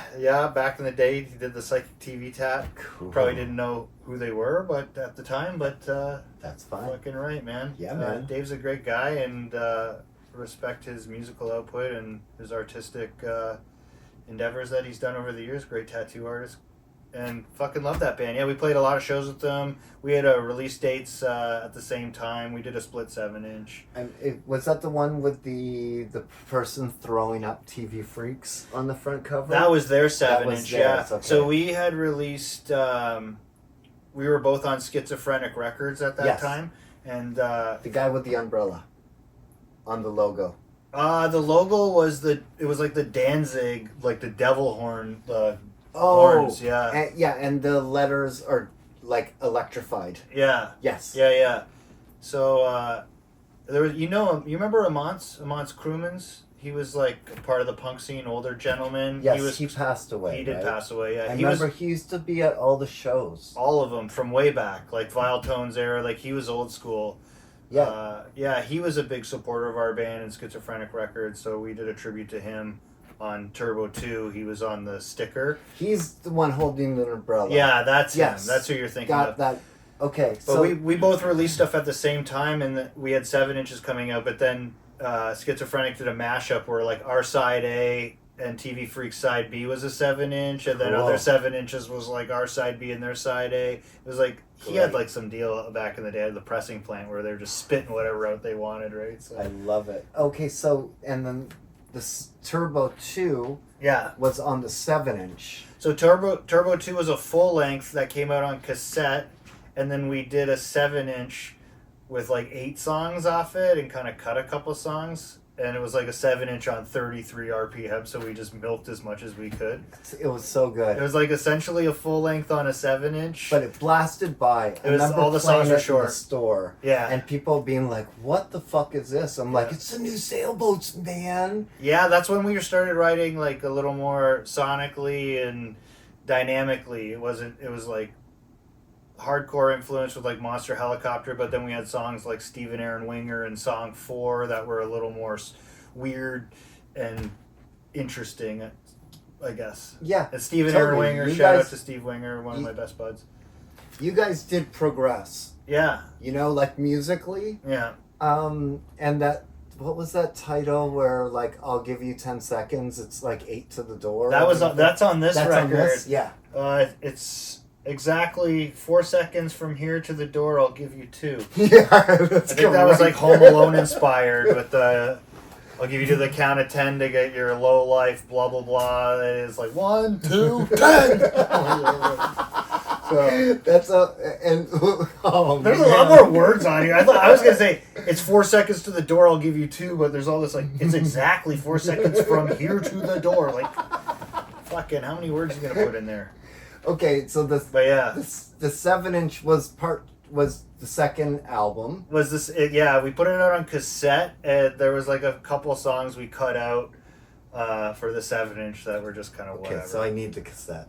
Yeah, Okay, so do I. would that have been before Grasshopper Records opened? Turbo 2 would have came out in 2008. Okay, so around when I'm opening. Yeah, Okay. it was before, but it was like around that time, yeah. Or yeah, I can't remember. Yeah.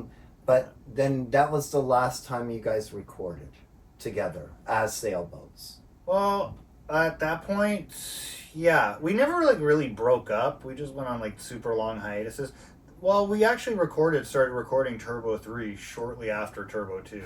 No way. Yeah, like that's been in the making forever, but I started up writing a lot more songs for the band, and Kevin Wright and I were started going in another direction where at the time like Joel was in the band. We were experimenting with like Kevin Wright playing live drums and Joel playing guitar. We did a couple Oh. shows like we played with like Hair Police and AIDS Wolf. Oh, And that wasn't that at the boat? that was at the House of Everlasting Oh, Joy, where yeah, Thomas totally. Del Balso's Yeah. place. I was at that show. Romo Roto may have even played. I don't. I still have my Romo Roto T-shirt actually. Yeah, me too. And that record was really good. Yeah, do you remember 10,000 Watt Head did the split cassette? Yeah, I also remember playing with them on New Year's Eve with 10,000 Watt Head. Oh. Remember I wore the skull mask and the suit? Yeah. Dress. And that was on College Street. No, there was the Wasn't College it in Street show, but college? then we played. It was at Oh, the Bo's no. Loft. Bo's Loft. Hold it. No. Didn't Grasshopper play? And you played bass in Grasshopper? Maybe that was Grasshopper that played, not 10,000 Watt. Yeah, you're right. Yeah, it was a I think so. Grasshopper Because show. I remember... It was New Year's Eve, though. Yes, and I remember I was on top of my amp, and it was on wheels. Yeah, you're surfing. Yeah, I was surfing on it. And I remember a kid with the camera had a really good picture of me, like, almost falling off. Yeah. That was a fun show. David Waldman, yeah. He was a big Sailboat supporter. Yep, totally. He took a lot of photos for us, and he did the I Weekly cover with us, and yeah, I haven't seen him in a long time, but he was a great guy. Okay, I'm going to run and get a book. Can you start telling us about you started recording Turbo Turbo 3, yeah. after Turbo 2, and then it just got on the back burner. Yeah, we started writing a shitload of songs a little later after Turbo 2, and we've been playing those songs off Turbo 3 live forever, like over 15 years. But then we started writing some new shit, and yeah, it's all come together finally now to be released on September 20th, September 20th? 2025. Yeah. And hold it, what are you doing? Are you doing a pressing, or is that like the release date? We were thinking about doing some lathe cut stuff. Okay. Off the hop, it's going to be digital and cassette. Okay, cool. Great. And is there going to be like a party, or what are you guys planning for the release? So the release show, it'll be announced. It's going to be at this new spot at the Staircase Theater in Hamilton. There's upstairs. There's a new venue called the Bright Room. Brody, who used to book the Underground in Casbah, sort of taking it over, and we sort of reconnected with him at the Bob Log show the other night. Oh, cool. And we were just kind of like, oh yeah, we're actually still kind of a band, and we have this new record in the can we've been waiting to put out for 15 fucking years, and we've actually jammed and whatever. So he was totally cool with putting the show on for us, and we're gonna do it there. We're not sure who's gonna play, but we're trying to get like maybe Lullaby Orchestra to reform and play. Ooh. Yeah. They don't know that yet, so Okay. I'll ask them though. And I ran into them at what show was it? Was it the Pill show with Jaw Wobble? You probably. A little while I ago. heard that was good. They told me they were good. So they're in Japan right now playing. And Do makes.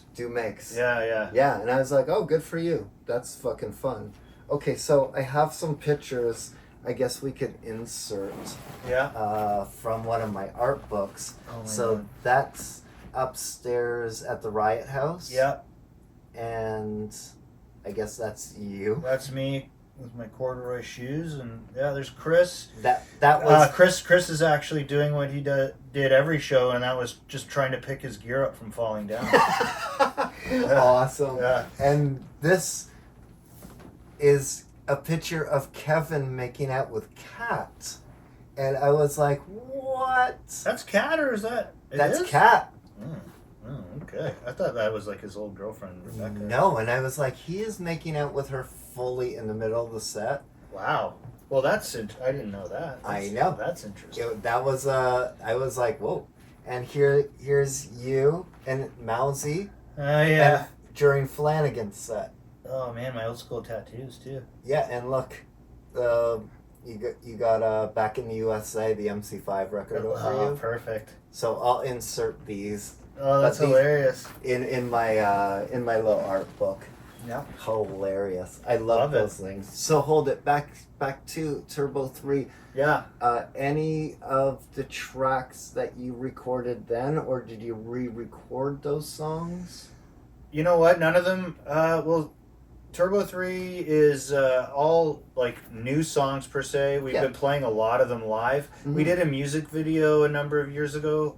Which video? Because I checked. It's from Turbo 3. It's called Unfair Nightmare. Yes, I did. You guys got creepy masks in it. Yeah, so this And was it's like, black and white. yeah, it was like Kevin's buddy was like in film school or something. He's like, oh, I'll shoot a free video for you. We'll just swing stuff around, and we have a Wolfman's mask. And it was just like, what? We just went and fucked around for the day, and that was a newer song at the time.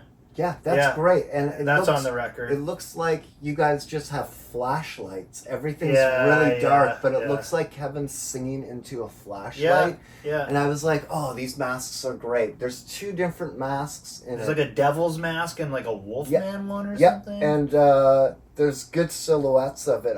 I just watched that recently, and I Yeah. was like, oh, this is a good video. I don't remember this from the time. I mean, we never really promoted it. We just did it, and like, So that version of that song is on Turbo 3? that is more like the demo version of Okay, it. cool. I That's would what I'm say wondering. that the version on Turbo 3 is the newer version. Cool. But basics of the song, are the same. We put a live version of that song out, Unfair Nightmare, with our buddy Chris Whetstone played drums.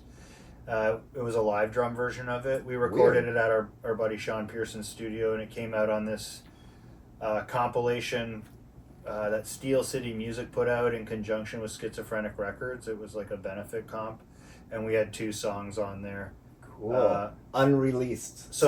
Well, Unfair Nightmare live with Chris on drums, and then we had another song called Shit Manners. Yeah.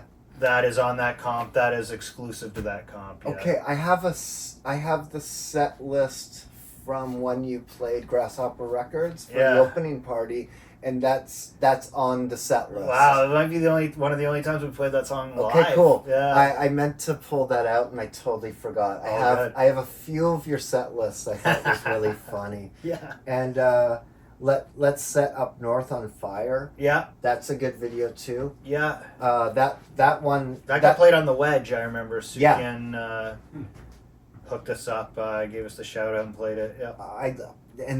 That was one of the first songs that really grabbed me of you guys. That was like one of our more popular songs on Turbo. Like it was like Vito was like the single, and then Let's Set Up North on Fire was, I guess, more of a single because we did like a semi-professional video for it where Vito got, my buddy Steve Winger did a silly animated video, which was awesome. But it looks like The Liars. There's only enough room on the broom.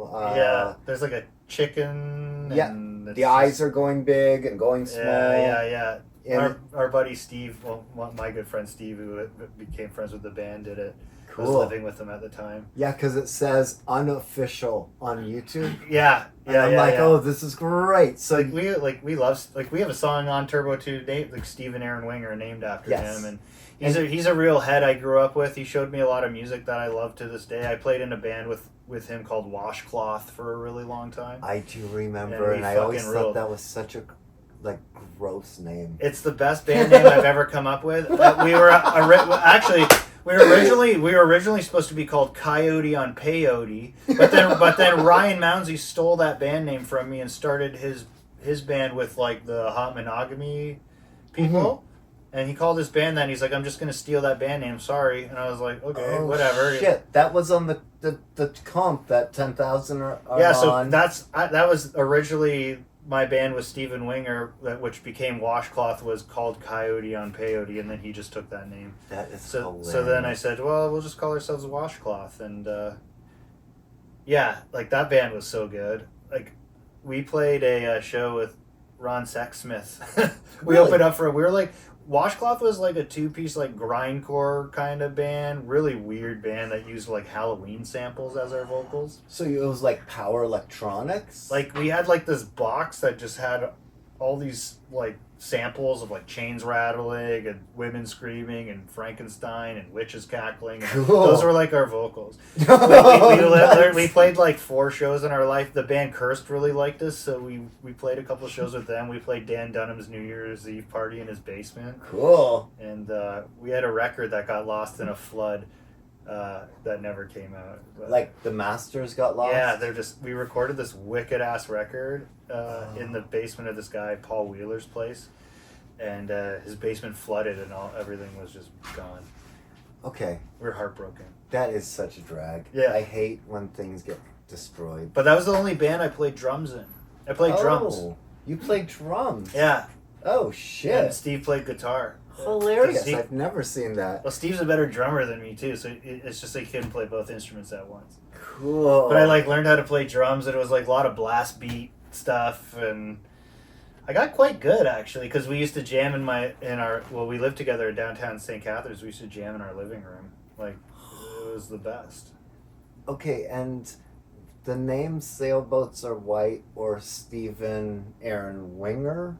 That's his name, my buddy Steve. Yeah, but that's one of the songs. Songs on Turbo 2, yeah. We still play it, yeah. And where does the name Sailboats Are White come from? So that was a name that I think the Kevins got out of a book called The Tin Drum. I think they did so that's a Gunter Grass novel, The Tin Drum. And I think what they did was literally just like blindly flipped to a page and pointed their finger on whatever, and it was the line in the book where he's looking out into the ocean or whatever, and they're talking about sailboats being white, and it says like sailboats are white, Funny. and I guess that's where they got their name from. That- Yeah, I had nothing to do with the naming of the band. They were already a band when I joined with that name. Funny. Kevin Douglas, when I was in the band Shallow Water Blackout, previous was in a band called Bleeding Kansas. Bleeding Kansas? Yeah, Okay. and they were what like I don't know, Right. sloppy rock. It's hard to remember. We played a couple shows with them, but then Sailboats was a thing. Yeah. Okay, and you used to work at Sloth Records, and that Yeah. would be the late 90s? Yeah. And Just did hang you out there? Yeah. did you work in any other record stores? Not really. No. that- I worked at a vintage clothing store in Fort Erie that also had a location in Niagara Falls at around the same time called Weirderama. Weirderama? Yeah. That's a great name. It was a great store. That Sloth store, I remember going there once, but I swear it was like early to mid 90s. Yeah. Okay. Yeah, that's right. And- It was called Pop Tones before, Okay. and then changed over to Sloth. Same building. The guy's name was Frank. Yeah, interesting time of my life there. Is I used Frank still alive?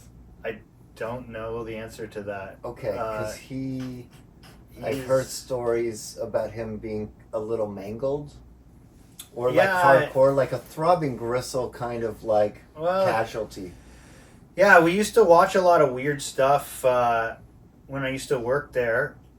He had quite a collection of everything, records, videos, everything. We watched, that's the first place I saw the Long Slow Screw, the Swans live thing, and Throbbing Gristle live at O'Dooley School with the children. That's the Cool. first place I saw that. He had like all these like weird CIA tapes of like the People's Temple Massacre. He was really into Jim Right. Jones. He was into like Cool. really weird shit. Nice. We used to go to a thing every year called Artisan Models in Buffalo, which was essentially like this giant rave that took place in like a parking garage, and each level was like different things. I experienced him like, a lot of things with him. He wasn't the nicest guy at times, Mhm. and yeah, I heard last I heard he threatened to kill me. So that's where Oh. yeah. Okay. I saw him at Devo in Burlington when they played for free years and years ago, and he was like super nice to me, but that's because like he's a fucking pussy, and I'd knock him the fuck out. Totally. Oh, that's so funny. Did like- you get paid in records? That being said, like when he was nice, Yeah, like I remember some records I got at that. Like so, that shop had great records. Yeah. I mean, it was like you'll never find a place like that ever again. I remember getting like the False Scorpion, Rattled by the Rush, Pavement 7-inch. I got Cool. the Mudhoney, Sonic Youth, Touch Me I'm Sick, Yeah, the Halloween Split. Yeah. What else? Fuck. There was a lot of local stuff I'd get, like Sonic Onion stuff was sold there. I used to put shows on in the basement with like Shallow and Chore, Gorp, those types So of bands. there's an event space in the basement? The basement, we used to throw shows, and people would throw shows there. There was a Cool. big punk scene in Niagara Falls at the time with like bands like Aimless Nonsense, Room 101, Malachi's Happy Corn Club, Lost Cause. I was in a band called Tree Torn with my buddy Evan at the time, Steve Wainer. Tree Torn, like named after the shoe. But we were like talking about being ripped apart from a tree. He was like into some like J.R.R. Tolkien shit back in the day. Cool. So that was like I used to work at the Golden Griddle at the time as a dishwasher busboy. So I used to hang out with all these people in these bands. All used to work there. Okay. And so- what grade or age is this? This would have been like high school, Cool. grade 10 probably. Cool. Yeah.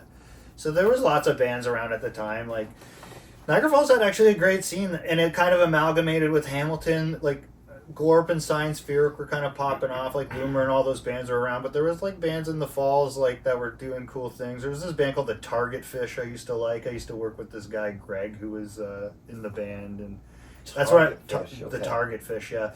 And like Ryan Mounsey I'd met around that time, and we were all skaters, and I used to hang out with this guy John Roots. He played in punk bands. And, yeah. Weird. Okay. It was a good time. Used to skate in the abandoned Coca-Cola factory. Ooh. But Niagara Falls was a scene back then too. Like Yeah, 97, 96, 90, like around then. See, So I'm not playing after 95 at that Yeah. point. So I know we played Niagara Falls a few times, but it definitely wasn't under a record store. No, like Sloth, it was so tiny the space could hold like maybe 30 people. It was a Correct. really, really small basement thing. It was cool. And then City Cafe was down the street from there. They used to have shows, and yeah, it was cool back then. Those were some of my earlier experiences playing live. Cool. Was like, yeah. And you always played bass? Played bass. I originally wanted to play drums, and again, so Steve Winger, pivotal guy in my musical career. Him and I started our first band in like grade 6, grade 7. We were called the Slush Kittens. So we liked so slush puppies were a thing that you could get, but we liked cats more than dogs. We were cat Cool. people. So Yes. I actually still have. We can get an insert of it next time. I have the band, a Slush Kittens band shirt still, Oh, and we cool. made them out of like paint markers on blank T-shirts. Okay, And, cool. it was funny because I was originally supposed to play drums, but then Steve was a better drummer than me, and I got really I was like, I wanted to be the drummer, and he was better than me. Yeah. So he became the drummer, and that's when I started to play bass because he also Cool. knew how to play guitar. So I was like, I'll just play bass. We don't know anybody, and I did. Yeah, I played bass, and the shirts actually say like Slush Kittens, Matt bass. Yeah, It's like awesome. hilarious. And- But that was a cool band. We just basically did like 2-chord songs that were really silly and stupid, and then like Nirvana covers. Oh, cool. Cool. What Nirvana songs would you have done then? We did Floyd the Barber Great. was one that we did. It was That's like dun, whatever dun, the dun, easier dun, ones dun, were dun. to play. Yeah, Yeah. dun, dun, dun. We ended up like doing like Come As You Are. Like we had to do there was this one thing where we had to do something for like our public school, and we like talent show kind of thing. Yeah, we did Polly and Come As You Are. Cool. But yeah, like initially it was like more Bleach era stuff.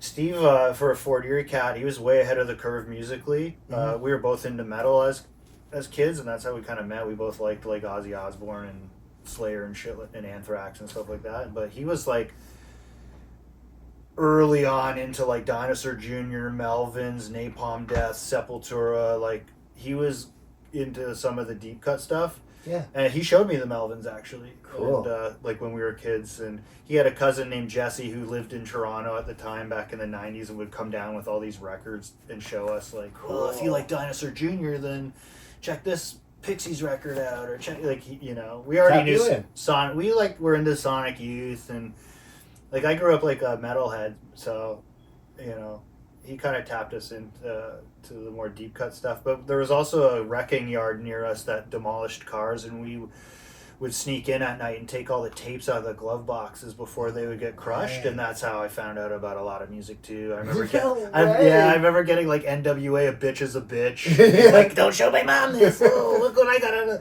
And like Kiss records and AC/DC and just shit like that too. But like I remember getting like we found like my buddy Robbie pulled out like Megadeth, Rust in Peace and shit like that. And we're like, fuck, this record goes hard. Yes. We were like kids, so And yeah, that's cool. that's like that was early days, right? So Okay.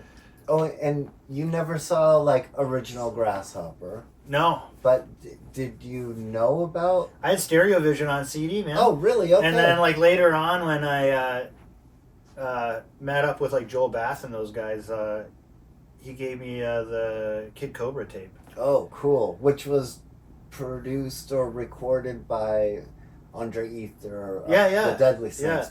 Pre-Deadly So Sense. I had a Stereo Vision CD when I lived in Fort Erie, like early on, because I didn't know you, but I knew Grasshopper. But I think the initial Grasshopper stuff that I heard was the Sonic Onion comp that came out, and there was like this fucking super blown out live version of Supervillain, I think it was.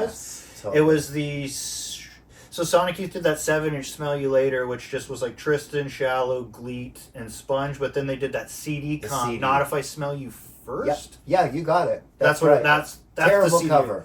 Yeah, it was like a weird drawing or something, Yeah, right? totally. But that's where I first heard your stuff on. Okay, there. funny. Yeah. That's hilarious. I was always wondering. I and like I was friends with like like Sonic Onion bands kind of at the time, and I remember talking about that track being like, "Oh, it's fucking so blown out and awesome sounding," and like Dan Dunham was a fan already, right, from Shallow days, but yeah, that's the first time I heard Grasshopper. Yeah, Cool. yeah. So funny. And then Stereo Vision, like shortly after that, and like I actually heard the Kid Cobra tape later on. Like Okay. that was more like 2000 maybe even. Okay, well that's 2001. definitely the last thing I put out proper Grasshopper at Yeah. that time. And I Right. think that was 94 or 95. Oh, something around there. Yeah, because Stereo Vision was 94, wasn't it? Or was it 93? I think it was 93. Yeah. So I probably heard that closer to 94, 95 maybe. Okay, cool. Somewhere around there. And that was recorded with Jeff McMurge. Right. So Yeah, that's, I remember meeting him.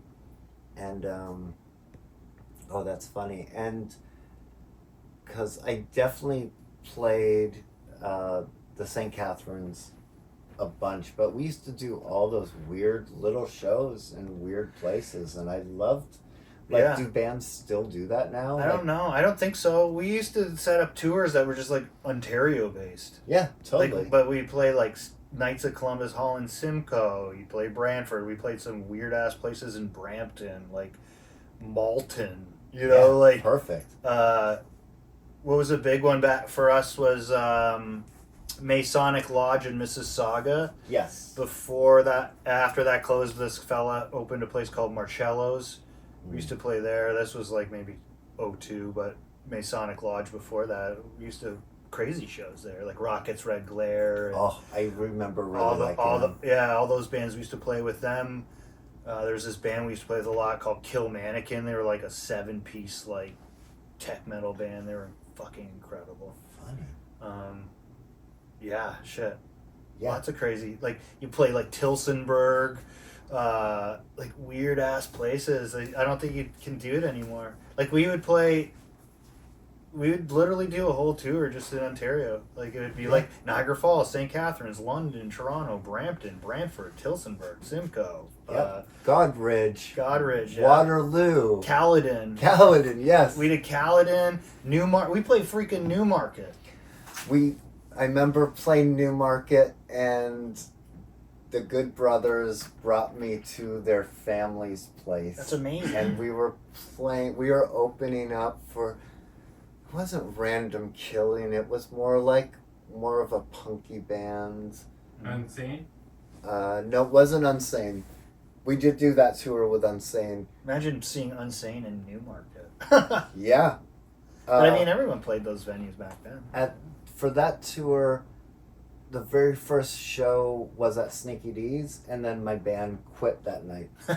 And then I showed up, I don't know if it was Guelph, Waterloo, something like that, and the dudes from Unsane were like, "Where's your band?" And I think Kirby and Don Cash came with me, and I just set up like I had a band playing, I'm gonna play my part of the set, and then they started to be the backup band, and then Noise out for my set, and then the lead singer of Unsane would Noise in. Wow. And they would play, and that was at the time the drummer of the Swans was playing.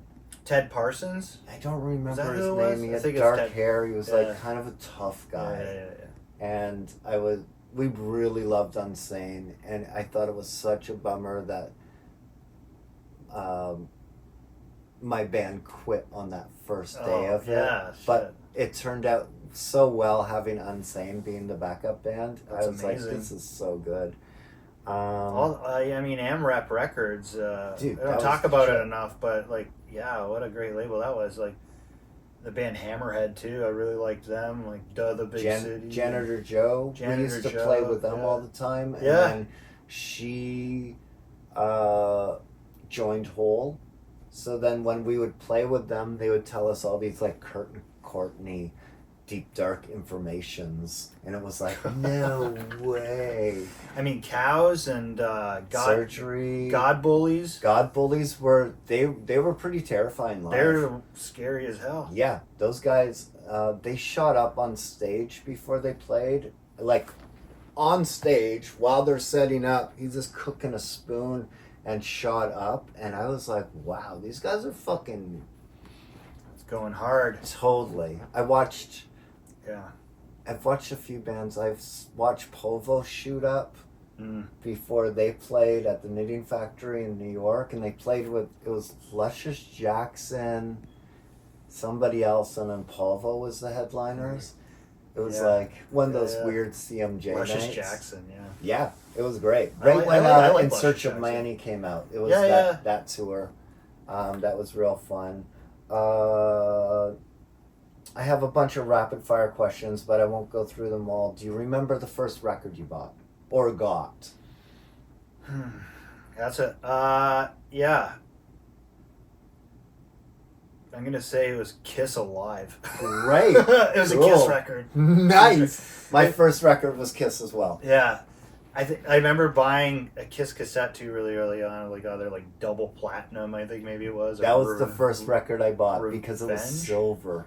Yeah. Yep, totally. Yeah. I wouldn't say I'm a huge Kiss fan, but that was it was either that or like Iron Maiden Number of the Beast maybe. Something like that. Yeah. Well, last time we hung out with Dinosaur, I was talking to Lou and brought up Kiss, and he started shit talking Kiss the whole time, and I'm like, Kiss are good, band. It was perfect when I was a kid. Yeah. And then he was like, well, yeah, that song's pretty good.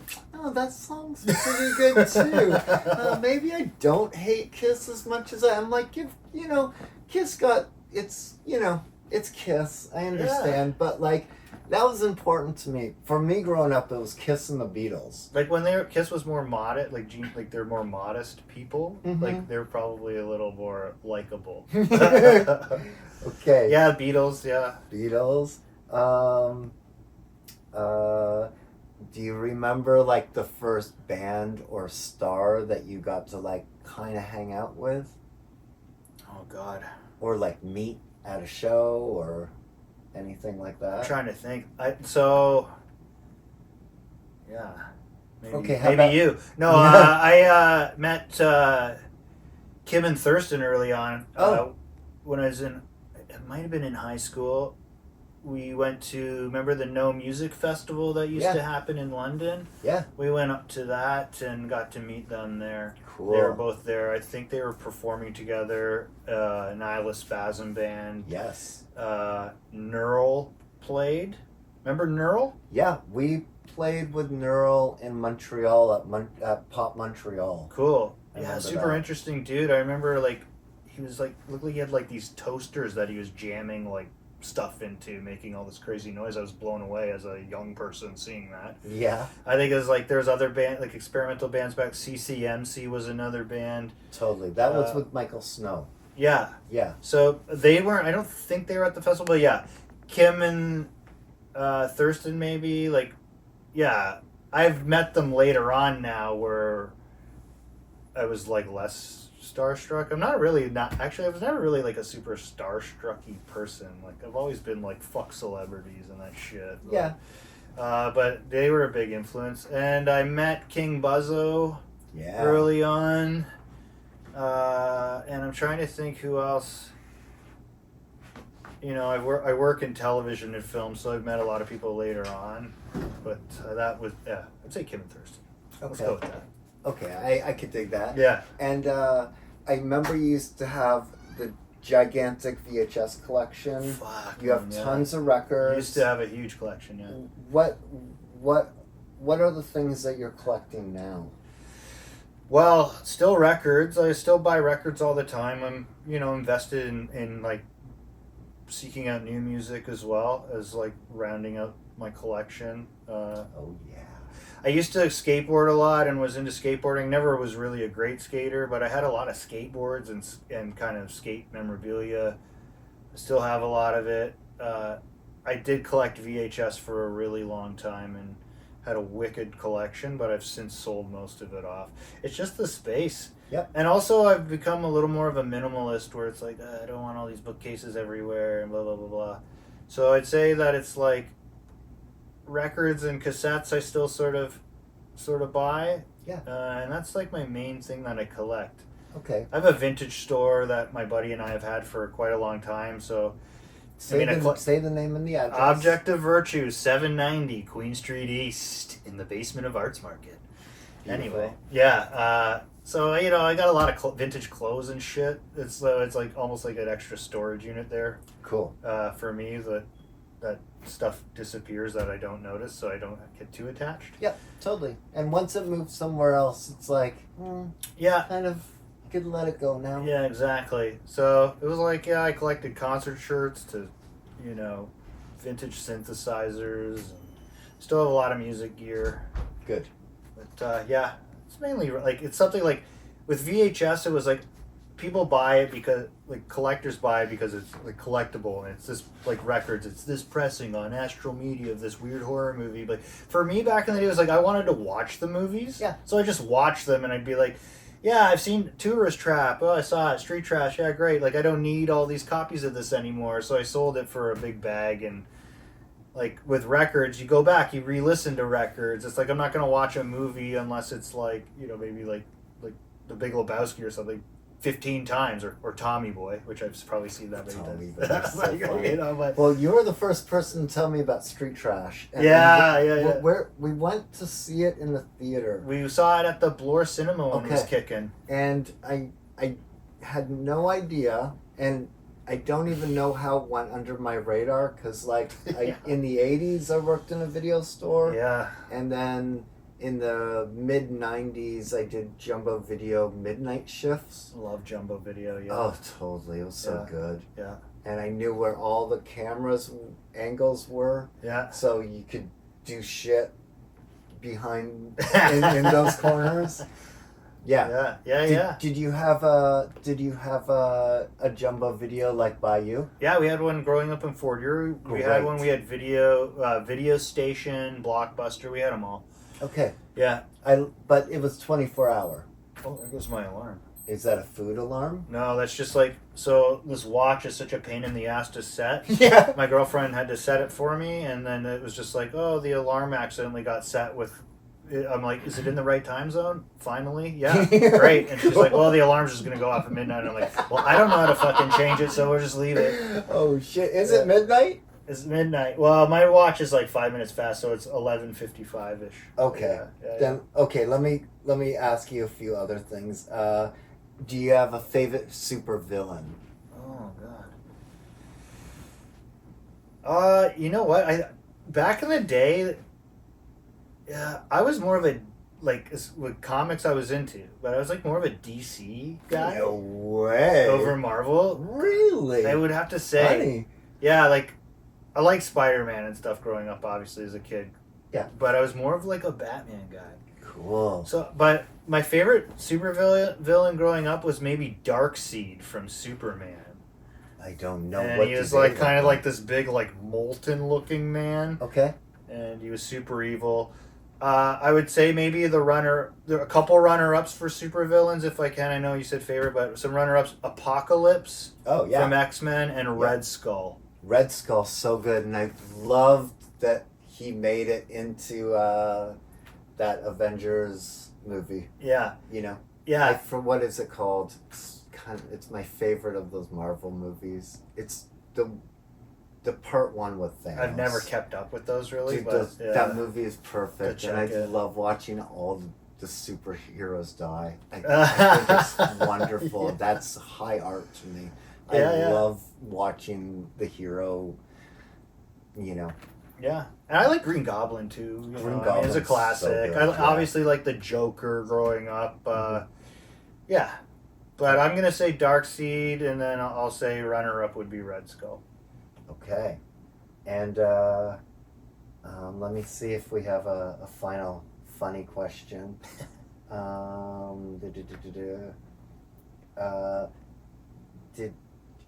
Let's see. Well, just personally, is there one record that you bought that was, a lot of money that you bit the bullet on? Oh God, I mean, buying records now, I'm biting the bullet every time I buy. Oh, I know, it's so harsh. I like the records that I have that are like worth the most now. I'd say I got good deals on back in the day. Cool. I think the record, maybe the most expensive record that I have that like back when I got it, it was like, I think it was like $100 maybe I spent, which was a lot Totally. back 20 years ago or whenever it was when I bought it. But it was the People's Temple Choir. It was Jim Jones's the People's Temple Choir who just sang about him. It was like a funk sort of gospel record. Oh shit. I got it from Speed City Records in London. And yeah, it's really cryptic and weird because it's like, you look on the back and it's all these people congregating singing like hymn like funk songs about Jim Jones, but they're all dead. And it's just like, I think that record's worth over $1,000 now, maybe. And you still have it. I still have it. See, that's beautiful. Yeah. I would love to come over to your place and. Yeah, I should check it out. I'd like some chess records, old chess record stuff. That's probably worth some money. But like worth it to you. To me, yeah. Yeah. I mean, there's definitely records I have that. The band that Basquiat was associated with, Gray. The Offs. What's that? Or Gray. Gray, yeah. So yeah. I have that. I have the OG pressing of that. I know it's not that old, but it's signed by everybody but Basquiat. Yep, totally. So Yeah. that was Michael one Halloran from and- the art gallery show. Yeah. Yeah, cool. Yeah. Great. I really liked that record. I thought it was really cool when it first Yeah, man. came out. Suicide Hotline. Yeah, Totally. It was awesome. That's like one of my favorite records when I got it back in the day. I thought that was, I was like obviously you knew who Basquiat was and whatever, but I thought that music was so cool. Yeah, fuck him, but whatever. Yeah. I know, but Yeah. like. Well, he came on later though, like, right? He's not on that record that He's on the live performances. Right. But I'm not sure if he's actually on the recording. His music was pretty good that he put out too. Oh, totally. Too bad he's like, kind of like Yeah. creep or whatever the fuck. But I know. I don't hear anything good about him, so. I know, but I love Buffalo 66. I love what's the second movie called? He was in Truth or Consequences, New Mexico, with Kiefer Sutherland. Yeah. Remember that? Yeah, and he's a prick in that one. Yeah, he wasn't He's in also- Killing Zoe, was he? No, but he's in the Funeral, the Abe Fedora movie. Yeah, He's the yeah. dead guy the whole time. That's right. Yeah. Oh Yeah. yeah. Totally. Well, Buffalo 66, of course, was great. Oh, I Brown loved it. Bunny is Brown, the second yeah. one. Oh yeah. Of course. I do love Brown Bunny. Yeah. It's a slow move. Yeah. I liked Buffalo 66 because it was like, I'm a Buffalo Bills fan. I watch football. Growing up, basically, in Fort Erie, basically Buffalo Junior. Like, a lot of the references where he is in the movie, like, I know all those places. It's based around when Scott Norwood missed the Super Bowl winning field goal. It's taking place around that time, and I remember seeing that. See, that was always over my head watching the movie. They're holding, like Marv Levy, the coach of the Bills, is they're all like holding each other's hands. It's like the game-winning field goal. Buffalo could win the Super Bowl, and as it goes wide right, you can just see them letting go. It's just this tragedy setting it. And I think the movie Ace Ventura was based off that wide right, late laces out. That was the kick that Scott Norwood on the Buffalo Bills missed to win the Super Bowl. So Funny. Yeah. Hateful movie towards trans, though. I guess it was, right? Yeah. That didn't age very well. Oh, or is it Pet Detective, or what did you just say? Ace Ventura, yeah. That was one of the two that's the where one you're like talking about. the big bad guy is trans. I think in Ace Ventura was that the kicker, the disgraced kicker, became a police detective that is now a woman, but still had the genitalia of a man, and he discovers it at the end, and whatever. Yeah, it was, Blows it up. well, it's like Eddie. Like, remember, It's Pat. Like, Oh yeah, like with that Ween. wouldn't- Yeah, that wouldn't fly these days, right? No. Dave Foley was in that movie. Yeah, I don't know, like, that's a Kids in the Hall. yeah, Yeah, man. yeah. It was an SNL thing for a while. It's Pat. Yeah, totally. I'm in the Ween. I'm in the Ween. I'm in I the love Ween. it. I recently watched all the parts with Ween in it, and Yeah. Wiener like, you gotta leave the band, man. Sorry, we're kind of kicking you out of the band. Like following the band around playing. What was it? Was it tuba? Isn't that what Pat played? Was tuba? I think so. I don't remember, but I remember that they're hanging from the ceiling for that final show. I just always just remember Pat going, "I'm in the Ween." Oh, it's so good. I'm so glad we were in a movie. Yeah, it's awesome. Okay. And they're in it a lot. They have a lot of dialogue. They do. And they actually, they pull it off. Surprisingly, Yep. holy smokes. 'Cause Totally. that era of Ween, jeez. Oh, that was a great era. Of course. Oh my goodness. Best band. Oh my, I love Wayne. Yeah. Rishi has the. I remember Rishi Danko Jones brought his video camera and recorded their sound check for the Pure Guava tour. Holy shit. So we watched it and he filmed it, and I've been bugging him for years. I need to start being a dick and bugging him. Yeah, about that'd it be again, amazing. Because I remember it, the sound check being way more fun. Like they were like fun and like laughing and Yeah. like we're sitting there like, whoa, this is our first time seeing Ween. Oh my god, it was so exciting. And then What an era, too. Great record. we took them into the back and did a photo session with them, and that Yeah. was the front cover of our 7-inch. Yeah, I remember. It was freaking huge. So But- cool. I remember it was one of those moments. They're wearing the Prince T-shirt from MTV, and like the week before, since Push Little Daisies, they were invited to this event, and Prince was playing, and they said that they were right at the front, losing their mind for Prince, and everybody else was like, oh, and they were all sitting in the back. And he said that Prince was way cool with them. We love Prince. And I felt like, oh, this was the first people that I met in like the indie rock punk world that was like, fucking Prince is the fucking shit. And I was Yeah. like, yes, I fucking love Prince. And we really powed down about the whole Prince thing. And That's amazing. I thought Ween were just even more glorious. Well, they know. Yeah. I feel like Prince, I know they talk about, but like he doesn't get enough accolades for how much of an actual ripper on the guitar he is. He's Dude. like, for me, Prince is like Hendrix level. Like Of course. he's Yeah. Like, but I know his musicianship gets talked about a lot, but like he's a real like crazy player. Dude, and all of his like controlled feedback, I'm like, you're the fucking best. Yeah. And I always wanted Jay Mascis, Purple Wizard, to do a record with Prince. Can you imagine? Purple Rain, you know? Oh, it's it like smokes. those two battling on guitar is all I ever wanted to see. And every time I brought Prince up with Jay, there's no reaction. So Yeah. I don't know if Prince.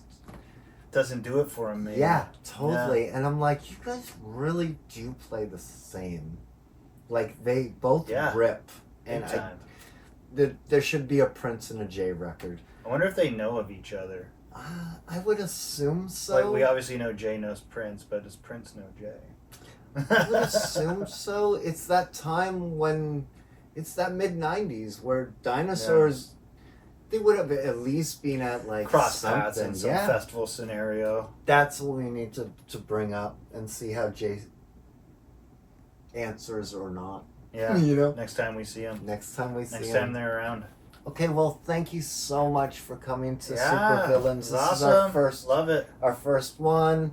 Love Oh, you. yeah. You're Love dear, you, buddy. dear friend of mine. Yeah, I love man. you so much. I'm so glad that you're on this, and we have to do another one. And I think Part we two. should, me and you should invite somebody else, and we can like rip on them in a different way. I think that would be really funny. But yeah, thank you so much for Yeah, coming. thanks for I having really me. It's so appreciate cool. you, You're one of my baby. best buds, man. Yeah, so I love it's a you, pleasure baby. to do it. Yeah. Great. Let's do it again. All right, peace, people. Peace. Thanks for watching Supervillains. Yeah. Bye. Listen to Grasshopper, what's the deal, motherfucker? Wu-Tang Clan running the house.